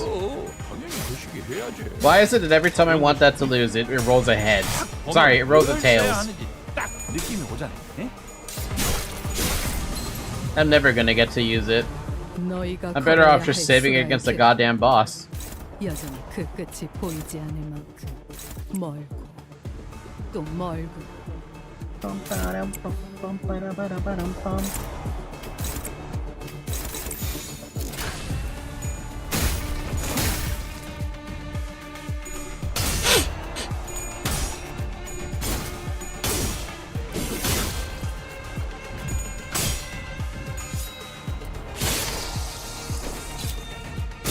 Do you think the longer, the further into the game we get, the harder it is for older identities to keep up?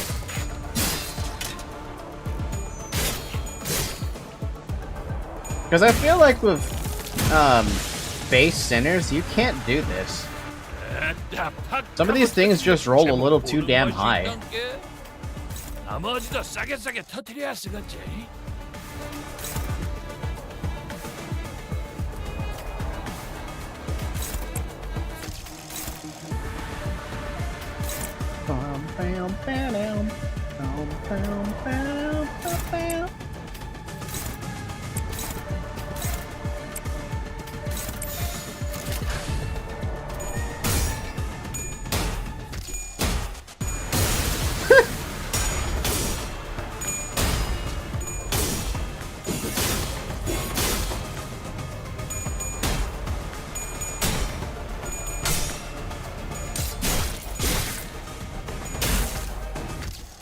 Wow, they literally attack with the fucking photograph.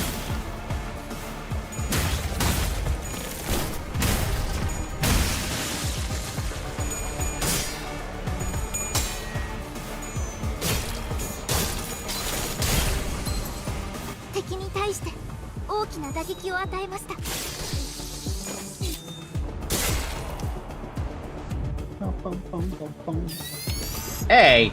Oh, God. 옛날에 외부 강사로 뛰던 것이 생각나네. 놈만 잡아주려겠다. Huh. Wait, No, our identities suffer from the same thing. One's ineffective, one's normal, one's fatal. But you guys are, like, actually... You're getting more closer to Library of Ruina standards. Which is kind of concerning, because I feel like they're going to start throwing enemies at us with, I mean, I really hope not. I hope they don't do that to us.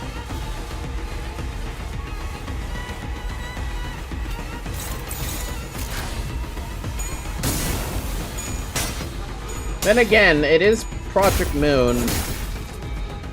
Do you think they're gonna do a vertical difficulty curve at some point? Like, if they were actually gonna do a vertical difficulty curve and they were aware of something like that, they would only do it after, like... I guess after they conclude everyone's, like... character growth? I don't know. What would even dictate them allowing themselves to do something like that for their mobile game? 에따 팍하고 터진 것이 제법 보는 맛이 있단 게. 나머지도 싸게 터뜨려야 쓰겠지. Because, yeah, I've had some difficult fights, but nothing to, like, the rage level I felt against Library. Especially when we got to later Starve the City and, Imperatus Civitatis.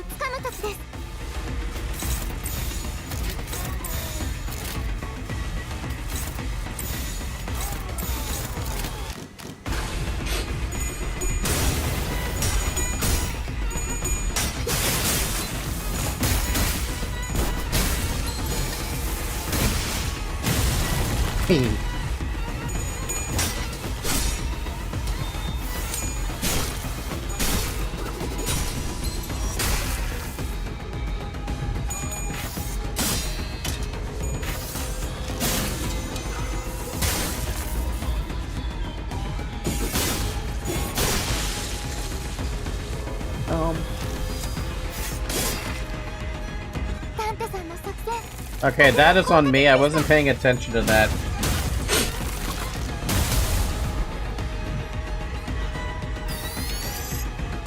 Ugh.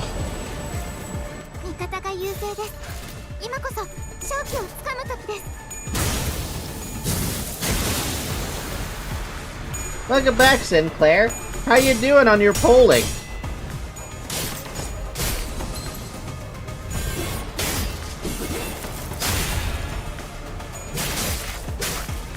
I gave up. Aww. Don't worry, you can get it on. At least you can get it on shards eventually, right? I'm not opening 19. I'm not spending 19 bucks. That's fair. So let me get this straight. Dude was here just a minute ago, and nobody knows where he wandered off to. Yeah, bloke just turned up out of nowhere, flapped his gums, and did a runner before anyone could grab him. Ezra let out a long, listless sigh as though she was getting sick and tired of even complaining about Kim. Lady Ezra, I cannot say your frustration is misplaced, yet I trust you are also aware that, more often than not, Mentor's actions have carried a profound design. He has never left his post without purpose so far. No, I get it, okay, but come on, would it kill him to give us a heads up before he goes zooming off on his own again? It's not like we'd stop him. What are we gonna do? Tie him up? Lock him up in a closet? You don't do that in our team, right? Remember last time? We all thought he was being a good patient and sleeping it off in the recovery ward, but nope. When the LCE got infiltrated, he snuck out without telling anyone and came back like nothing happened. And the team leader didn't even chew him out for that. He snuck out during that?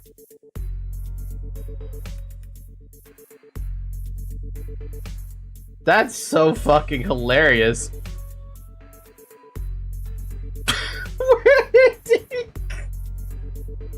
Wait a minute.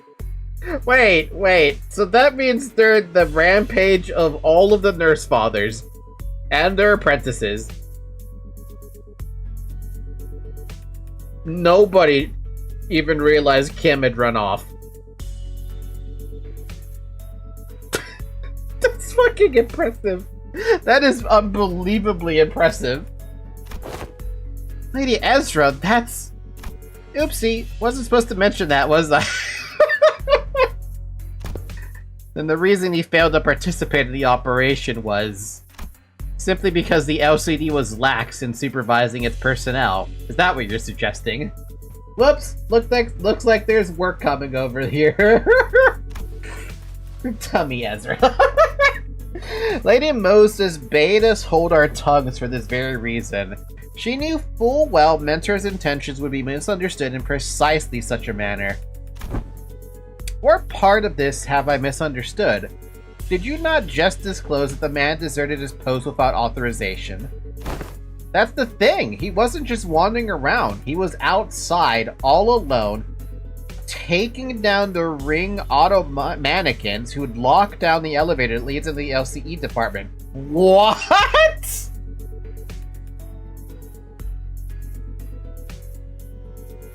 Never mind, this guy is a fucking genius. Never entrust her with corporate secrets. Yeah, it's not like he was dealing with the strongest enemy out there, but the recovery ward didn't have an emergency alarm, and nobody from the department was there to warn him either. He somehow just caught on and did the job himself. What the shit? This dude is a fucking genius. What the hell? Huh. Heard it's all thanks to him that the facilities team managed to get the comms back up and contact that LCE chief dude way faster. And that helped the LCA to actually deploy. They would have been delayed for another hour or two if he hadn't stepped in, apparently. Fuck! What? And he went fighting even though he still wasn't fully recovered. So he came back looking like he'd been processed through a meat grinder. So yeah, he did end up staying in bed like a good patient. In a lot of pain. Ahem. Then the soldier is not entirely deserving of reproach. Nope, he's a less talking, more doing type, I guess. My god. Anyway, we were all stuck inside the building back then during the incident, so fine. I suppose there was no helping it. Today, though, never mind. It's always like this with him. He always slips away and pops back in saying, "It's done." What? My point is, what happens if one day one of those solo missions doesn't go his way and he just drops dead in the streets somewhere? How are we supposed to help him then? Actually, how does he even know what's supposed to be done in the first place when nobody gave him any instructions? That is a really good question. And I actually have a little bit of distrust now because, like, I'm still in my head, I'm still thinking about the person that Rian contacted within Limbus Company. Bloke's gotta be relying on his gut feeling, ain't it? Gut feeling? Look, I only saw the bloke for a bit, so I can't say I've got him all figured out. He's an annoying bastard, but he didn't strike me as some clueless sod who doesn't know where he's stepping. Heathcliff scratched at his chin, then kept talking as though he were stating an obvious fact. Today's proof enough. He's not one of us, so Clockhead couldn't have reached him from that far, and sent him to get, to back us up. And there's no way he just happened to run into us just when we were about to get into a battle, ain't it? Then, well, could be bloke's got some stupidly sharp head on him and piece things together. Could be that. But I've got these moments when I get a flash of that gut feeling, however you want to call it. My boss man, Matthew, said he could hear that kind of shite too. Said I could hear them gears turning, or I think I hear rats scurrying about. He'd do things you couldn't make heads or tails of. Listen, there was this one time when we were expecting a life and death fight. Matthew says he can hear them gears turning, walks into a random pub, starts throwing back drinks like he'd lost his bloody mind. Uh-huh. That does sound like someone who's lost his bloody mind. Back when I was on the ship, some sailors used to drink the barrel dry before battling whales to blunt their fear. only to stumble around on deck and fall overboard.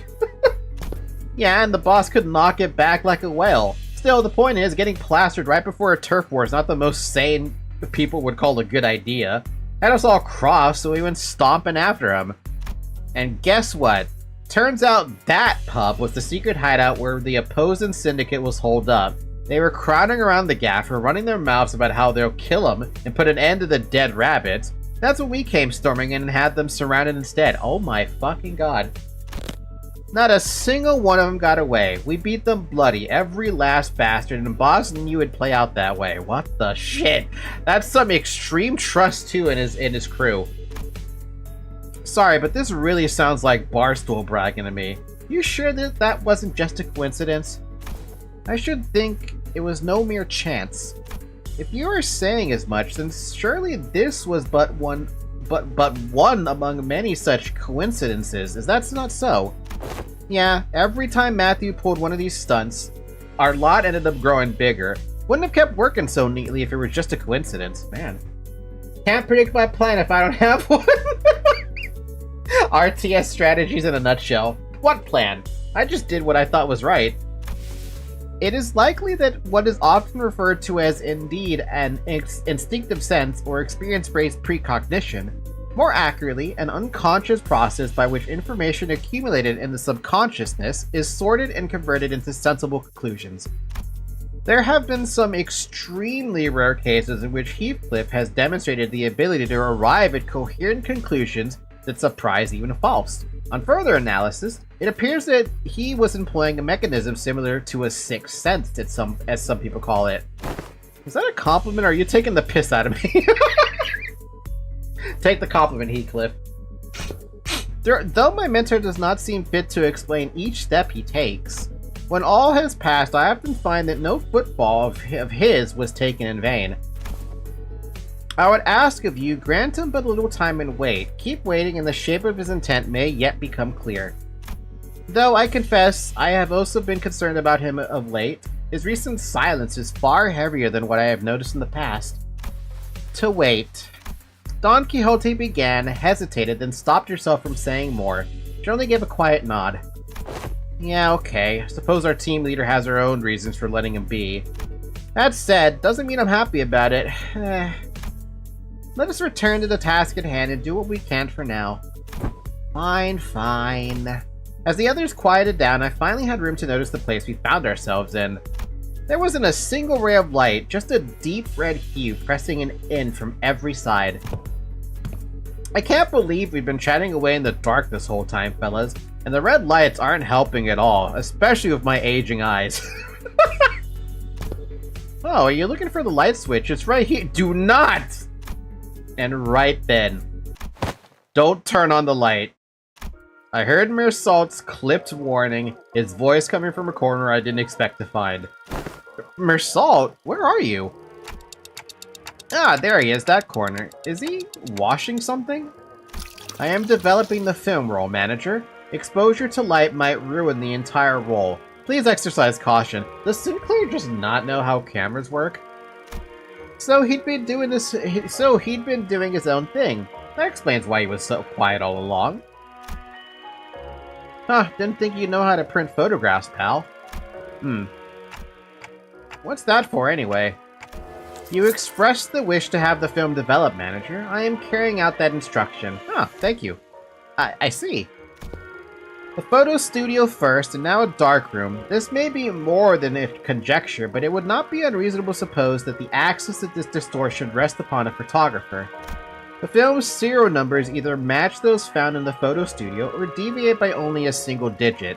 It is certain that this darkroom is connected to the studio in some way. The images bear a striking resemblance to these photographs. I also believe this building and that photo studio share a strong connection. Oh, where did you get these photos? I brought some from the photo studio. I cannot name the locations in the pictures with certainty, yet they all appear to have been taken at various places in N-Corp's district buildings, mostly. Hey, wait, I know that. I know what these are. People take pictures like these when supplying stuff to that department store. Correct. The photos must have been taken by a docographer. A docographer? Meursault chimed in, holding up an odd cylindrical container in his hand this time. He gave the container a shake every now and then with a measured rhythm. Whatever he was doing seemed to be part of the process of developing the film. Film rolls are hardly affordable for the average resident in N-Corp. In most cases, taking photographs is done as part of professional duties.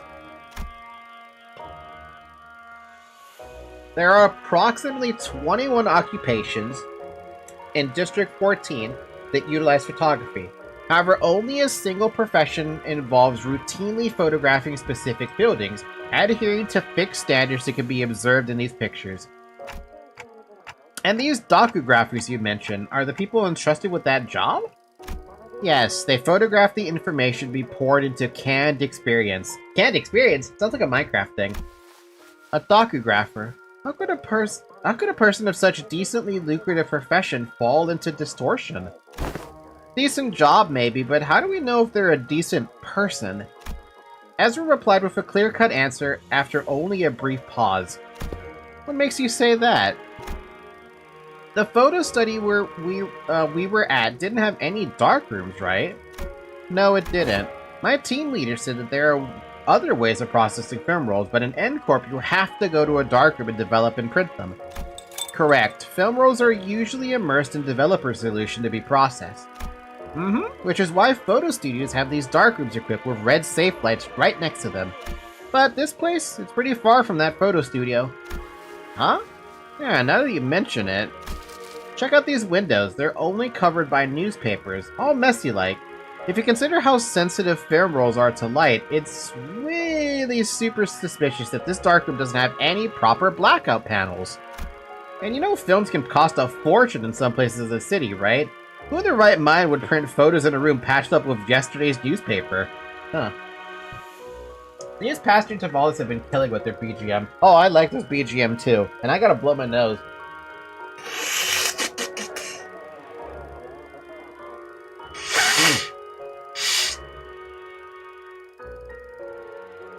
I hate when my nose feels like it's super clogged and I can't get anything out.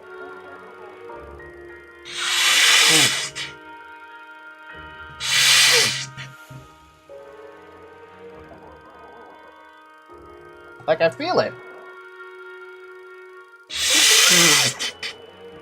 But nothing comes out. Ah.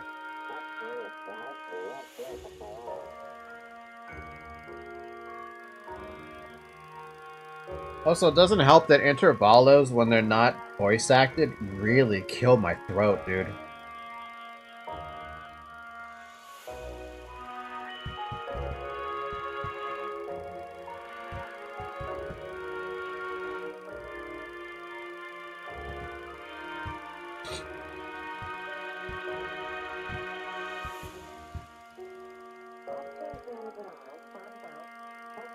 I think I just hate my nose. That's probably it. I just hate my nose.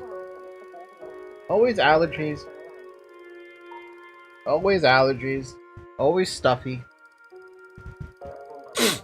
Doesn't matter what I do. Can never clear the damn nose. Yeah, right? Rip. Oh. This probably isn't even a legit darkroom. Someone just hauled in the bare minimum tools needed to develop film and threw them together in a hurry. Someone who didn't want to be seen printing photos, and people don't usually avoid scrutiny unless they're doing something not so decent. If that's the case, then I can see why they might have distorted. Right? Manager. Meursault came to my side quietly, still giving the strange cylinder the occasional shake. I have a request regarding your instruction to develop this film roll.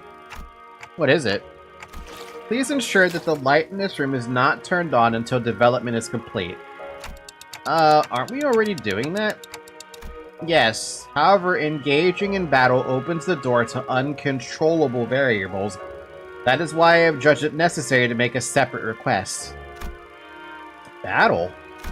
There is no need for concern. I am capable of participating in combat while maintaining the development process. Jesus Christ, Meursault! Focus on one thing or the other. We don't mind if you have to step away to do this. Wait, can you slow down? A battle, you say? Surely there must be cause for you to believe so. At the photo studio, reinforcements arrived exactly 11 minutes and 34 seconds after NCORP's pinframe team staff were defeated. Deductions based on the events thus far make it clear that the photo studio and this darkroom share some kind of connection. Furthermore, Senator Heathcliff, Senator Honglu, and Senator Gregor have battled NCORP's pinframe team in this very location. I hear footsteps rushing up the staircases, approaching closer and closer. I have a feeling I know what Meursault is getting at, but I ask anyway. Meaning, the initial rinse is finished. The process is now halfway to the completion of the second agitation. This indicates that 11 minutes and 30 seconds have elapsed since the start of the development. A battle is imminent. Please withdraw to a safe position, manager. Meursault, you. You should have warned us way earlier! Understood, manager. I will follow that instruction going forward. The zoom in on Meursault was absolutely necessary. 승부수가 먹혀들었고 판세는 완벽히 우리에게 Photos. 있었다. 정착지를 찾을 때까지 이 기사. After the battle, something sits ill with me.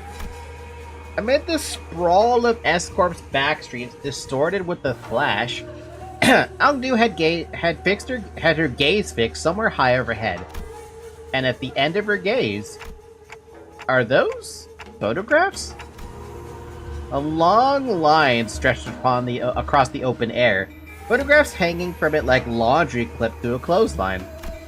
I mistook it for warding rope at first and gave it little attention. Yet upon closer look, I saw those pictures hanging from the line. Perhaps they had been strung within the darkroom and remained thus when the distortion took hold? Bizarre. Observation of unaffected elements in the space occupied by a location-type distortion is most irregular. Indeed, the items we bore from the studio have already changed into images of various sites of S-Corp, yet those alone remain as they were. Let's take them down and check them ourselves. Just as I was wondering if the line was perhaps too high for me to reach, Meursault stepped forward and plucked a few photos off it, and the instant he brought them to me, we heard another pop, and again, a bright white flash blinded my vision for a moment. This is not a dark room. Good grief, this distortion likes to change its mind, huh? It keeps switching between S-Corp and N-Corp.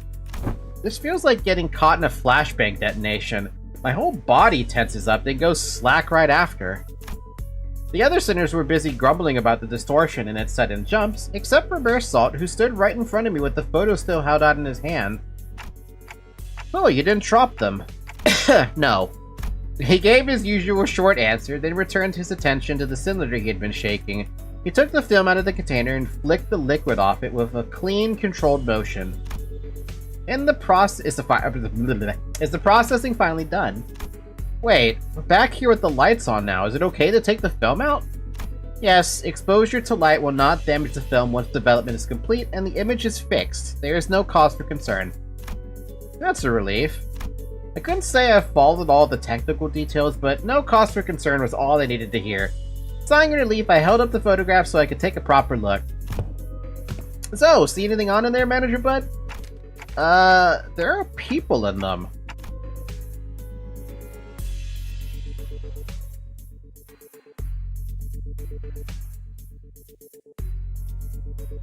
That one's interesting. The people in the photographs all look different from one another. If I had to pick one similarity between them, though, they all look cold and indifferent. Yeah, that's the city, alright. Ordinary folks you'd see anywhere. Oh, weird, but why 3 scientists? These aren't like the photos we picked up at the studio either, or earlier. Are these the kind of photographs they used to make canned experiences? What was that? The scenery around us seemed to ripple just now. I see that. I was about to ask Faust if she had felt the strange sensation, but it faded away soon enough. Perhaps it's nothing serious. Maybe it was just a spell of random vertigo? Is it even possible to get dizzy when I've got a clock for a head? I don't think so. No. Meursault must have noticed that I was out of sorts for a moment because he seemed to pause on purpose before answering my question.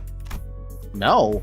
I thought you said docugraphers take these photos to put into canned experiences. Raw ingredients for canned experiences are handled exclusively by the Grand Magasin Sisyphe. Sisyphe? There is no known method for external parties to access them. Sisyphe? What? No, I think I've heard of it. Canned experiences, right? They're in high demand in other districts too, but the only brand stamped on them is Grand Magasin Sisyphe. Same name every time.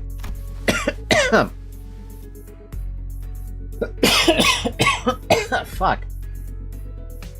I remember some of my classmates bragging about trying them whenever exam weeks came around. Never had one myself though. Can't really explain it, but something about them just feels kind of wrong.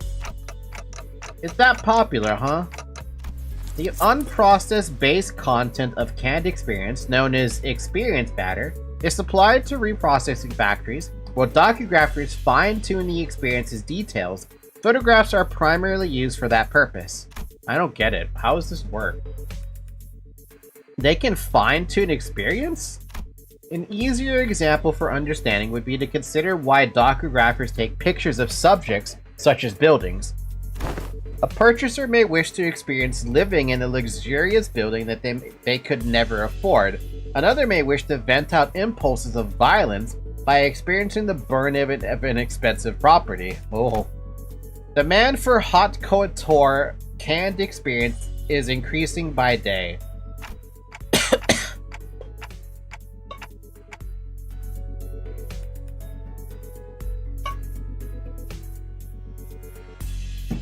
My throat is falling apart, guys. I'm sorry. So that's why the photos from earlier are all fancy buildings. Yes, manager. Conversely, information concerning ordinary experience can be easily encountered in reality is in low demand. So they're just selling... what, like... not even... they're just selling photographs? What is this?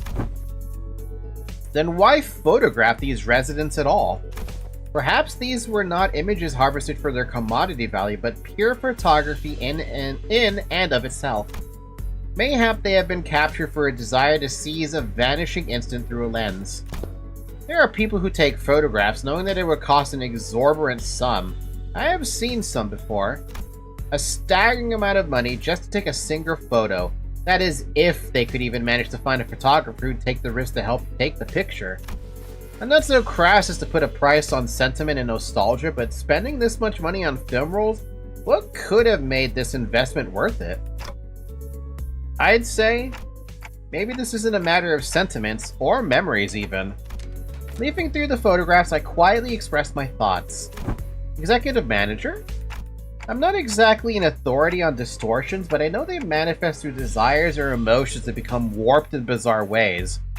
But everything the distortion has shown us so far points back to S-Corp. That is, the S-Corp from the past that only Kim and Ong-Do would have seen and remembered. These photos though, they're completely untouched by the distortion. Doesn't that feel off? There must be a strong fixation at play here, strong enough to slip past even a distortion. And if that obsession is something that refuses to let these memories be influenced, I think our next step should be to look for the people in these photos. What? That seems a little bit insane. These photographs are the only undistorted, unaltered clues we have.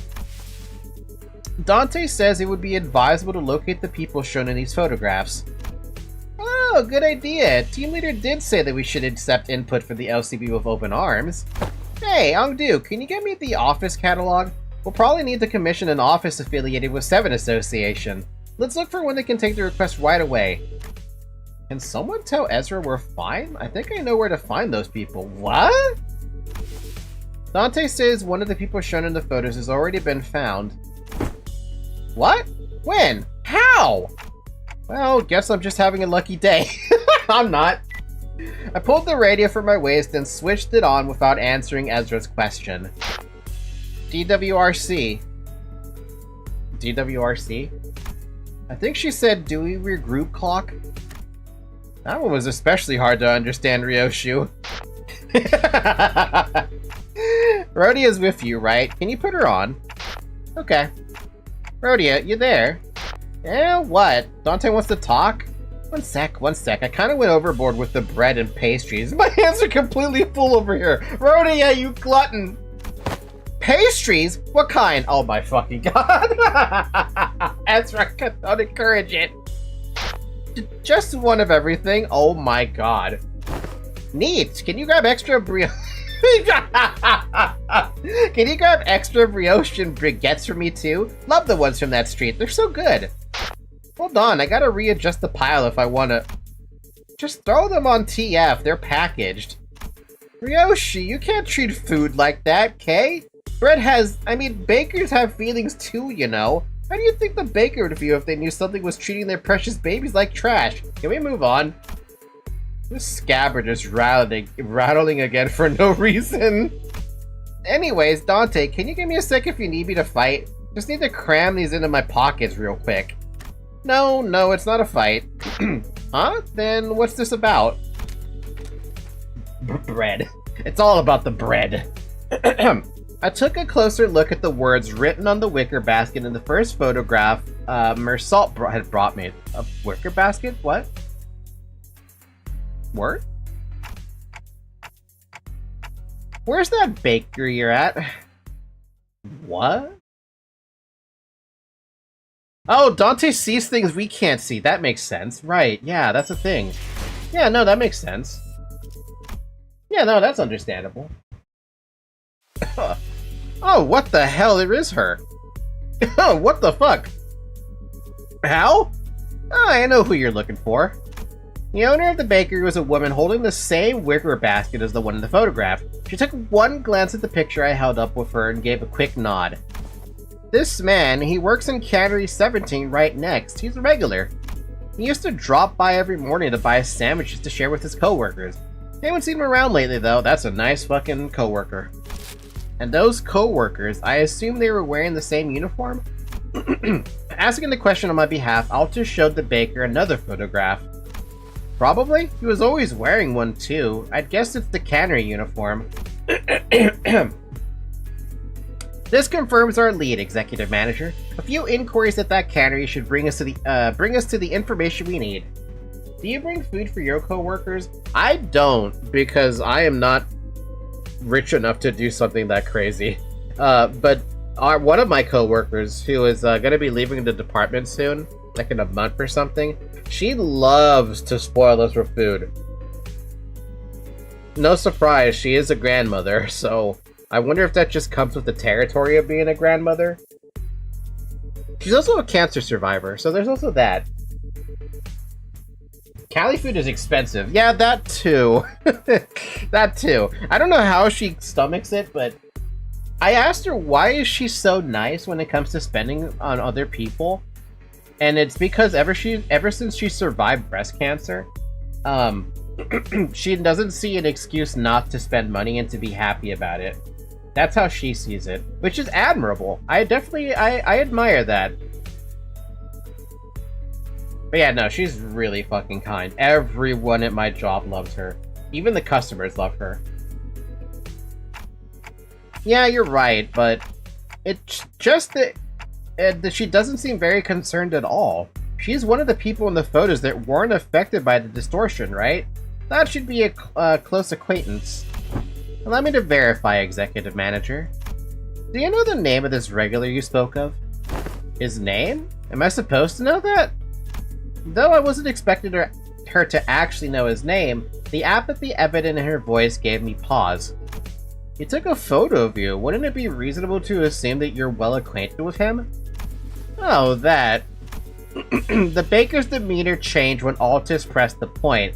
She gave us a strange, unsettling smile before pulling something out from her apron pocket. A thin and round can-like object. He said he'd give me a 5 of these canned experiences for free if I let him take my picture. He even said he'd throw in the docugraph of the building of my choice. He docugraphs buildings, right? I hear he even takes work trips to the nest every now and then. So I asked him to get me a docugraph of this lovely mansion I saw by the Nest suburb. Seriously, what does this stuff do? I know I'll never get to afford a beautiful place like that, but this way I could at least experience what it's like. And gosh, it was everything I'd ever hoped for. I couldn't quite put my finger on it, but there was a distinct eeriness to that dreamy, blissful smile on that baker's face that sent a chill down my spine. Ahem. Young Meursault, are these canned experiences truly possessed of such marbles to pluck all semblance of reason from one's countenance? They maintain high demand across the city. District 14 is only one of several markets. Dost thou mean that those who indulged in canned experiences may experience venturing on an expedition to the Great Lake and bungee jumping off the summit of that skyscraper yonder as they remain seated where they are? They may, however. Oh-ho! A magic's can, allowing one to pursue any dream that the heart may conceive. Verily, I confess, mine old soul is much tempted. It differs from pursuing a dream. Mass-produced canned experiences are made from base experience matter mixed with various modified information. The resultant end product enables intense stimulation through altered memory. Therefore, it is unlike the dream as expressed by Don Quixote. A piece of memory refined along the numerous processing stages of the cannery's production line is not equivalent to genuine experience, meaning the usage of experience in her previous statement must also be amended. Memory is altered for intense stimulation. That does sound quite shady. Shady Corp? How doth this cast a shade upon the boons granted by the can? Adventures and tales are, forsooth, inclined toward a little grandeur. It is because the memories provided by canned experiences are extremely vivid. Statistics have shown that users of cans interpret them as authentic experiences and become dependent on them. A possible cause of the formation of dependence patterns is that canned experience allows one to feel as if one had achieved a dream that is, in reality, impossible. So, like, seriously, what kind of high are you getting from these things? I was curious how they worked, and now that he's explaining it, I'm like, I'm kind of not into that, but I'm also, like, so into that because if a canned experience existed for going out into space and seeing, like, the moon, or being on the moon, or, like, seeing the planet Earth from, like, space, I feel like I would want that specific canned experience.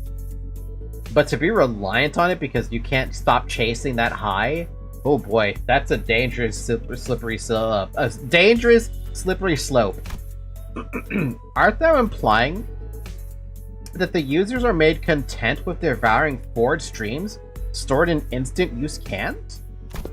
Worse still, the user may no longer strive to chase dreams in the waking world. For the sweeter and more splendidly a dream is embellished, the more impossible will appear to be grasped with one's own hands. To become a cause for surrender instead of inciting one to march forth. Verily, doth it not annul the significance of dreaming itself? If the resultant dream rouseth not the spirit to gallop toward it? This is very important for Don Quixote because she was all about her dream. A dream-ending can, womp womp. Whether that annuls its significance, I cannot know. But they sell well. So, how much will you be buying? By what? Came barging in with all these questions, and I was patient enough to answer them politely, wasn't I? Don't you think you owe me a sale or two? You're not about to leave without buying a single loaf after crowding up my bakery and scaring off my customers, are you? Her case was on point, actually. With our whole group gathered around, the passerbys gave us a wide berth and hurried on, whispering among themselves. Nobody was about to come in and buy a bread like that. Come on, lady, I practically cleared your shelf already, didn't I? You did? Where the hell are you keeping all that, then? Do you even gotta ask? Of course I had some already. Oh my god. And the rest is safely tucked in my coat pockets, so we can all share later. Oh my fucking god. Rhodia needs bigger coat pockets. Rhodia's got coat pockets, she's got all the pockets. He's got that extra special suit that has all the pockets. So you already ate some. Let's buy a little more. It's true we scared off the other customers. Understood. Given that the expenses made to facilitate this operation, the lack of prior budgeting should not pose a problem. Oh, nice. Where the fuck did you come from? Sesame rice bun for me, please. Where the fuck did you come from?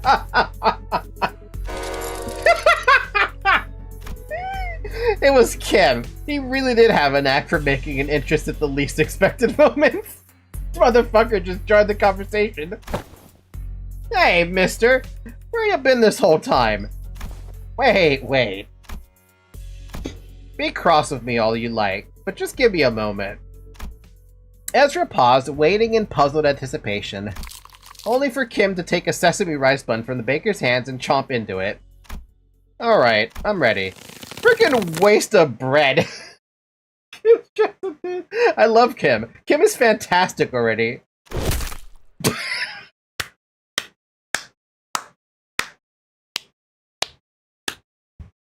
Oh, right in the fucking gut, right? Ezra's angry fist drove straight into Kim's solar plexus, folding him into the ground like a crumpled sack of potatoes as he rolled away. At this rate, the owner might start charging us for the whole bakery next, roof and all. Best get away from here. Manager.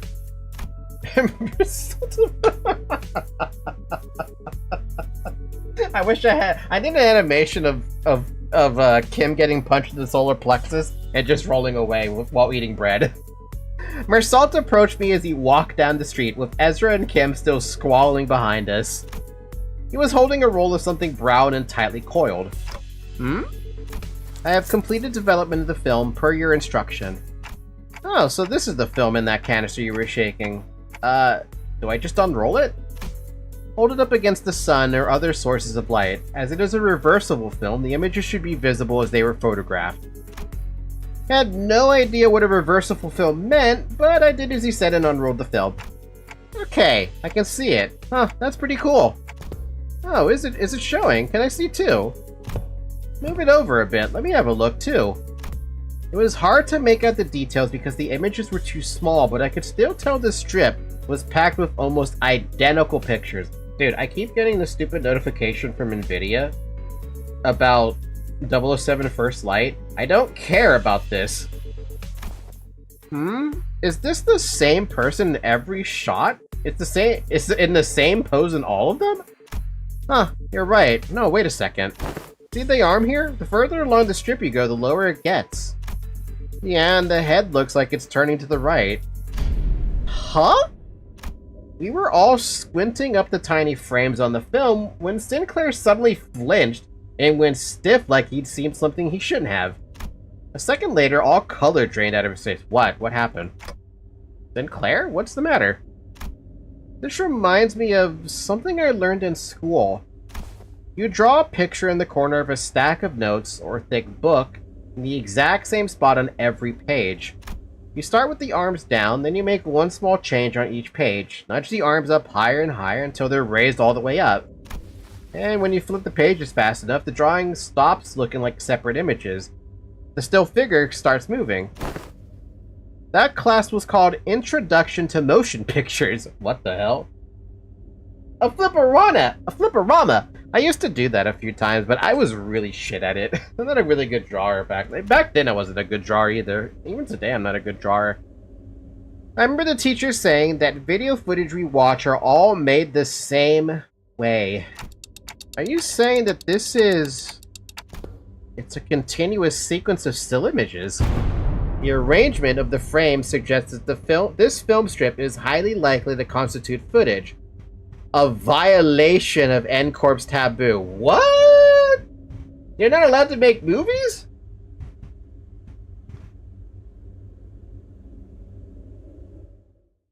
That's a taboo? How is that a taboo? Why are moving pictures a taboo? Also, who the hell are we fighting? footage. Yep, footage is taboo in N-Corp. It's N-Corp. That doesn't make any sense! Oh, crap. As soon as I registered Meursault's words, my hands reflexively threw the film to the ground. Are we gonna be okay? We might have just broken a taboo. My mind began to race, rapidly traveling back through our journey, specifically to the time when Don Quixote had smashed that window at K-Corp and caused the wing to wipe out our team multiple times over. I felt faint. Ugh. I guess it's a substitute of the experienced of canned experience. I guess that is one way to look at it, huh? I don't know how to think about that. At least we had Virgilius with us then, and it ended up being not that big of a deal at the end of the day, since I could revive the sinners, but some nest taboos can get us in serious trouble just for carrying anything that has to do with them, can't they? I hurriedly turned toward the sinners, many of whom looked every bit as troubled as I felt. Still, a few of them expressed a casual look of concern, citing all the crazy things we've gone through so far. Miss Faust! What'll happen to us if this gets the manager killed? Okay, so this is it, huh? Stop freaking out, guys. We're not dying and we'll be fine. That corp's not gonna kill on the spot just for possessing a film roll, but we definitely, like, developed it. Really? Now, it might be a problem if the film roll does contain genuine recorded footage, but it's not like you guys had a hand in filming it, right? When N-Corp dudes get here to pick it up, just comply with their commands, thank them for their service, and nicely hand it over to the authorities. Everything should be A-okay. There is a possibility that everything will not be okay. Eh? Because I had developed the contents of that film roll in that dark room. Oh. The court will take the lack of intentionality into consideration. However, it is very likely that my actions will be deemed as aiding the primary violator of the taboo. Really? But... Team leader said that N-Corp has their own regulatory standards regarding image quality, which they use to determine the severity of taboo violation. Things are not that simple, Ezra. Not when it's involving us, not when it involves taboos. At least N-Corp taboos. If the footage is image quality or frame rate is within regulations, N-Corp won't be sticking their fixers on our butts right away, and that could buy us time to give our company some leverage to make a deal, however small it might be. Because what they're really sniffing around for is how close to reality the video is, or how close of an experience it provides to real life. So even if we're really, really unlucky and they actually come after us, it's gonna be fine as long as the footage is low fidelity. Probably. So, what exactly does frame rate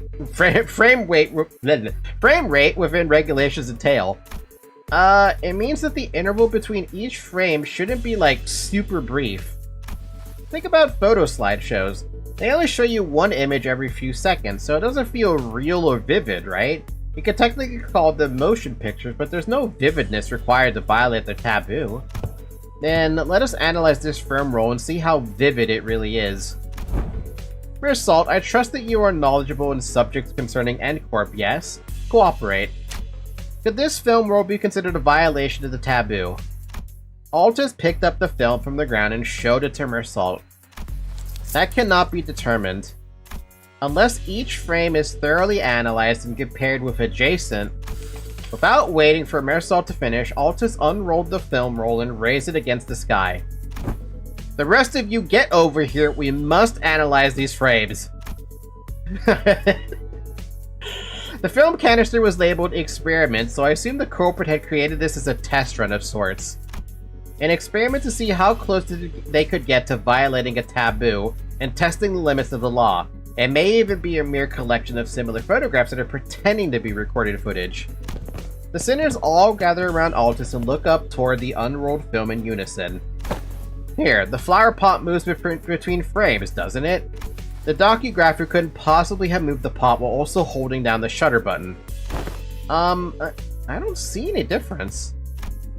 See here, the expression risen on the subject's visage appears rather stiff. Maybe they're just a gloomy sort. Perhaps, yet observed closer, the stiffness arises not from gloom, but from strain to maintain it. Huh. What is she, a speedrun mod? I mean, Altus probably could get away with such a title, right? She'd be all over the speedrunner websites, making sure that every single run was legit. Oh, if that's the case, maybe the subject really is trying to fake an actual footage by moving very, very slowly. That's a pretty convincing theory, but I'm not sure if that's enough to conclude that we're in the clear just yet. That's when bamboo-headed Kim, who had been sprawled on the ground ever since Ezra punched him, stepped into the conversation. Let's see. Look at the shadow cast on the windowsill. See how it noticeably shifts between each frame? Whoever made this knows their craft for sure, but I can't imagine a backstreet's dweller would have any way to mess with the sun's trajectory. Then the likely scenario must be that the creator of this film world deliberately made its subject move very slowly from frame to frame, created a series of disconnected photos that, when played sequentially, would look like footage that violates the taboo. In which case, this film roll does not violate the Nest taboo, correct? That is highly probable. So he says, Executive Manager, we should be in the clear for now, at least in regards to aiding the violation of a wing's taboo. Phew. But if he was willing to go through this much trouble just to test NCorp's patience, it's hard to believe that he'd have stopped here. Based on all available evidence, Executive Manager, it seems reasonable to conclude that the inflection point of this case is a taboo violator on the run. Huh, but what motive would they have to do that? Sure, working for a wing subsidiary has nothing on being an actual wing employee, but it's still pretty up there when it comes to careers available in the backstreets. Work for a subsidiary long enough and you might even get transferred to a factory job in a nest. That gives you a pretty okay chance at a better life, so maybe he was just tired of living that kind of life. Everyone has one of those days, don't they? The sudden feeling that you could be doing more than live the rest of your life in 9-to-5 hell. Oh god. The drive to do something that takes you away from the pressure of trying to make a life. Oh god, fucking relatable.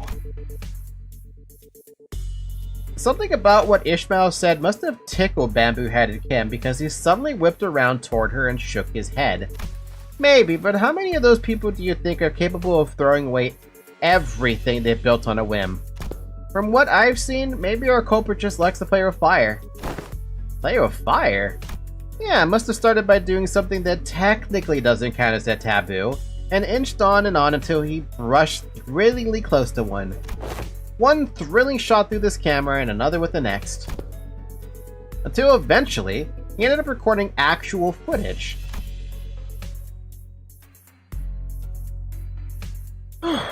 Cool, then that leaves the question of what the heck was he trying to do with it?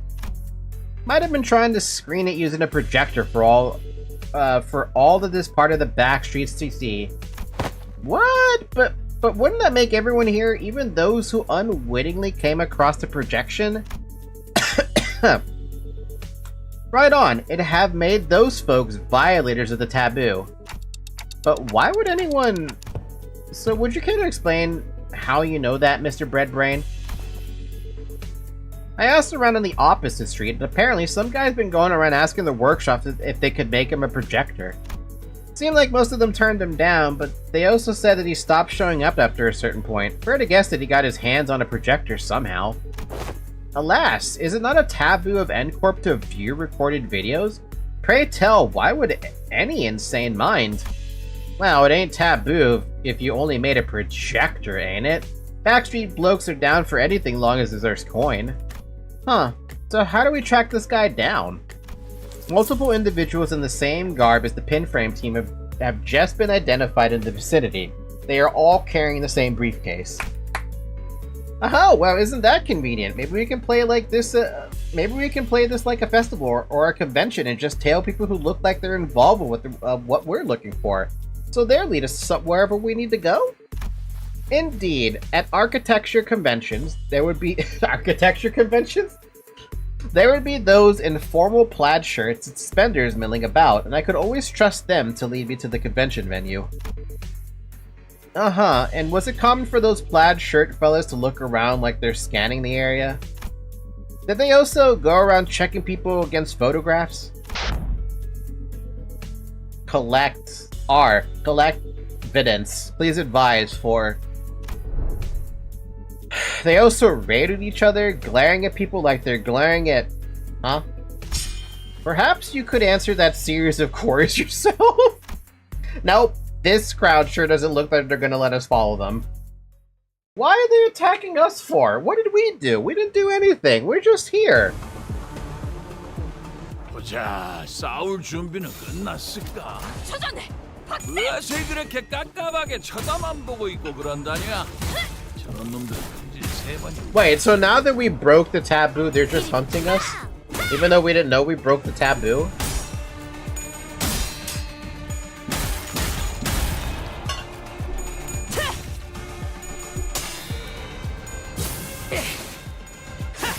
We probably broke the taboo when we were in that like distorted area. That's my only guess. And I can't figure out how or why.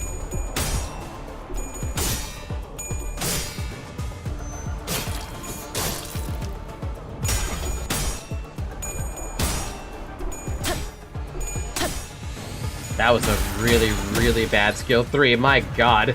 아름다운 것, What is beautiful? 그렇지 않은 것. What is not? 그러지. 그것은 근자하게 갖다 써야지. 아, 별로 어려울 것 없잖아. I sent to new Duro in the PM chat. 시원합니다.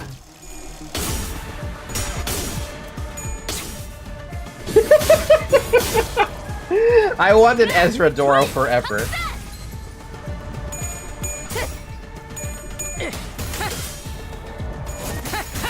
Bam, bam, bam. 그쯤 해줬으니 포장지 한번 I have a question. How do we get to the next stage on the sword? ドクターのように優れたし Or is there another stage for that sword?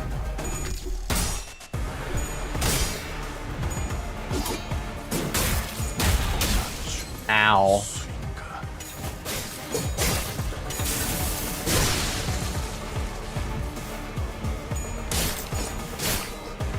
+6 envy resonance or skill 3? That's it?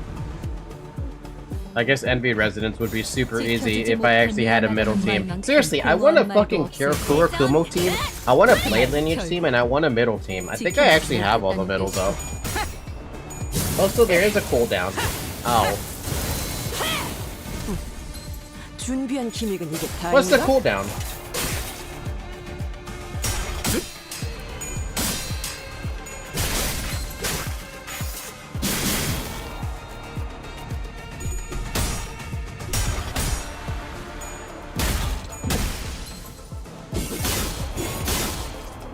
Click and read. 와르르 무너지는 건 지켜주지 못해 미안하다는 말만큼 공허한 말도 없을 거야. 경계를 늦추지 말도록. 그 말은 결국 지켜내지 못했다는 뜻이거든.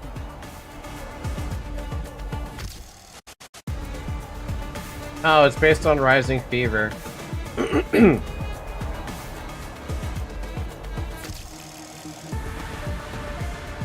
Okay. She also unpacks with some HP gates, which means you can get sword pretty quick. You see the sunglasses Altus has? Those need to tick down to those need to tick down with 6+ envy res or skill 3, but only one can be taken per turn.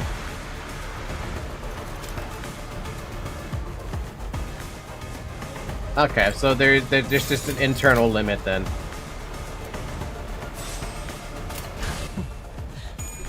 거긴 킬존이다.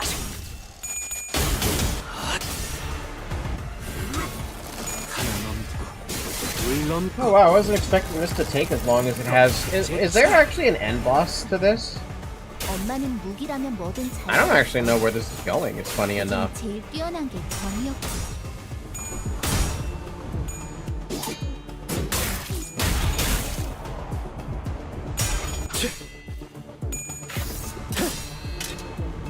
소리와 호흡을 멈추고. Ooh. There is a dungeon of the 자세히 fathom. 틀림은 없군. 그냥 5배.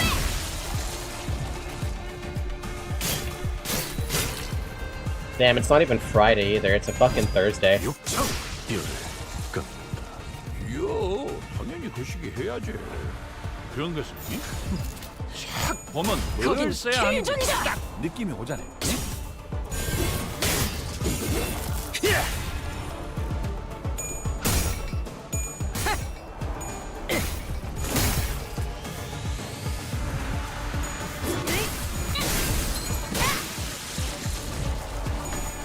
I gotta work tomorrow? Same.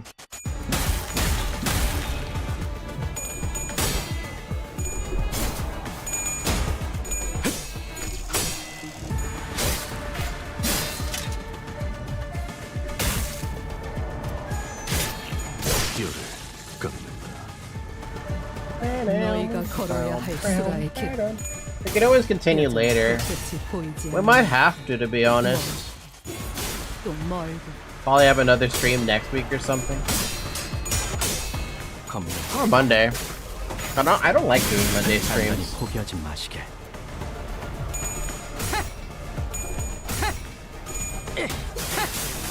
이제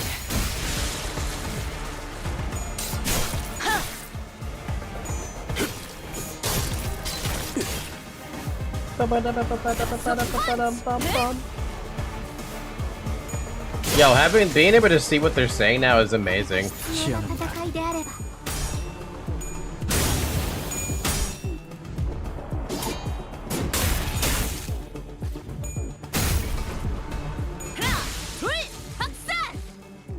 벤담 팍하고 터진 것이 제법. Zero? I don't think I've ever seen that before. 나머지도 싸게 터뜨려야 쓰겠지. I've never seen zero base power and zero coin power before.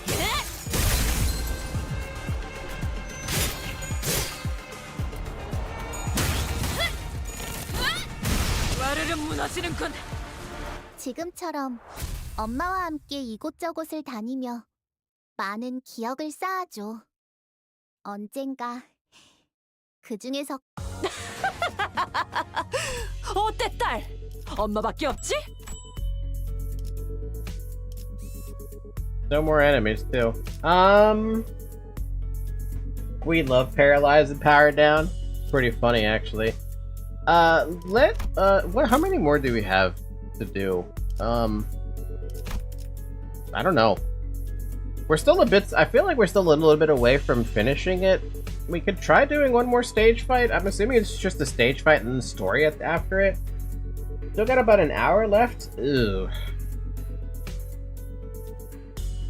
You have enough for 20 pools? What do you mean 20 pools? I have only 1090. What do you mean 20 pools?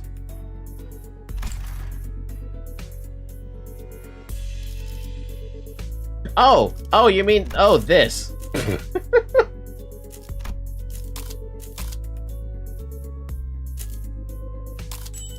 My bad. I had to think about that. Yeah, let's gamble a little more. I still need to get the Ishii. Yeah, I'm a dummy. I'm a dummy. I'm a fucking dummy.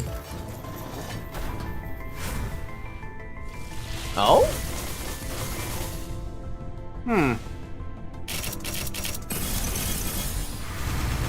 Nah, it was just Hohenheim.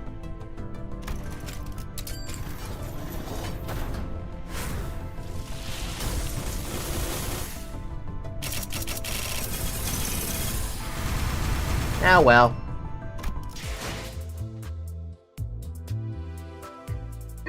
Damn Greg. Greedy bastard. The gamble never stops, but it's apparently stopping right now because I don't really feel like spending money right now. I could, like I said, but I want to spend the money on getting the laptop, like I said, because that's what I need to get. Funny too, I'm looking at a laptop right now that actually has what I need, and the only thing I hate about it is that every fucking laptop wants to run Windows 11 now, so I have to figure out how to I need to figure out how to run Linux on that thing, which I am not gonna figure out right now, but 기억하고 싶지 않은 장면. yeah.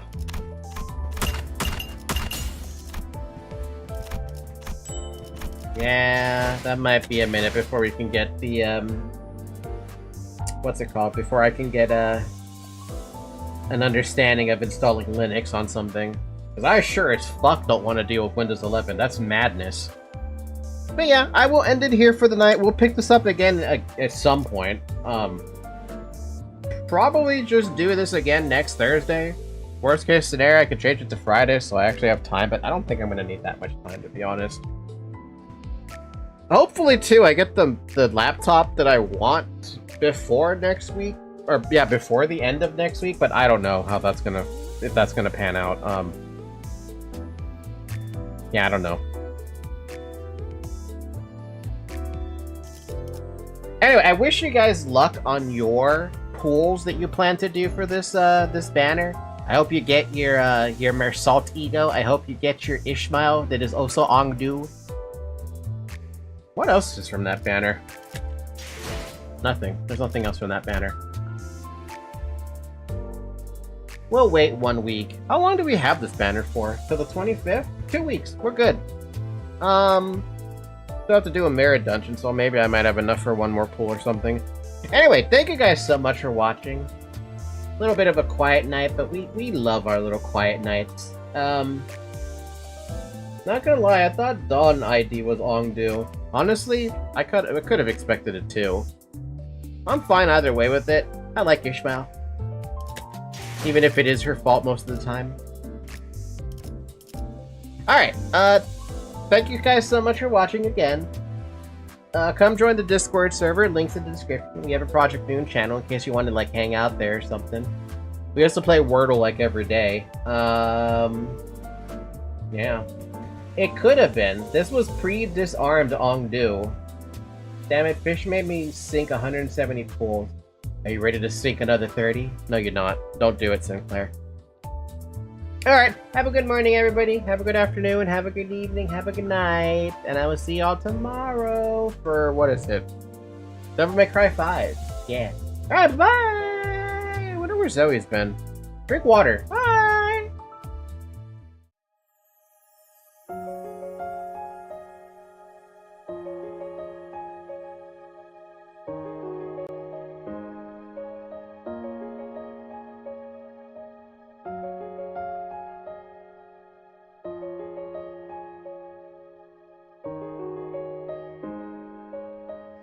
I don't know how to mute Limbus Company.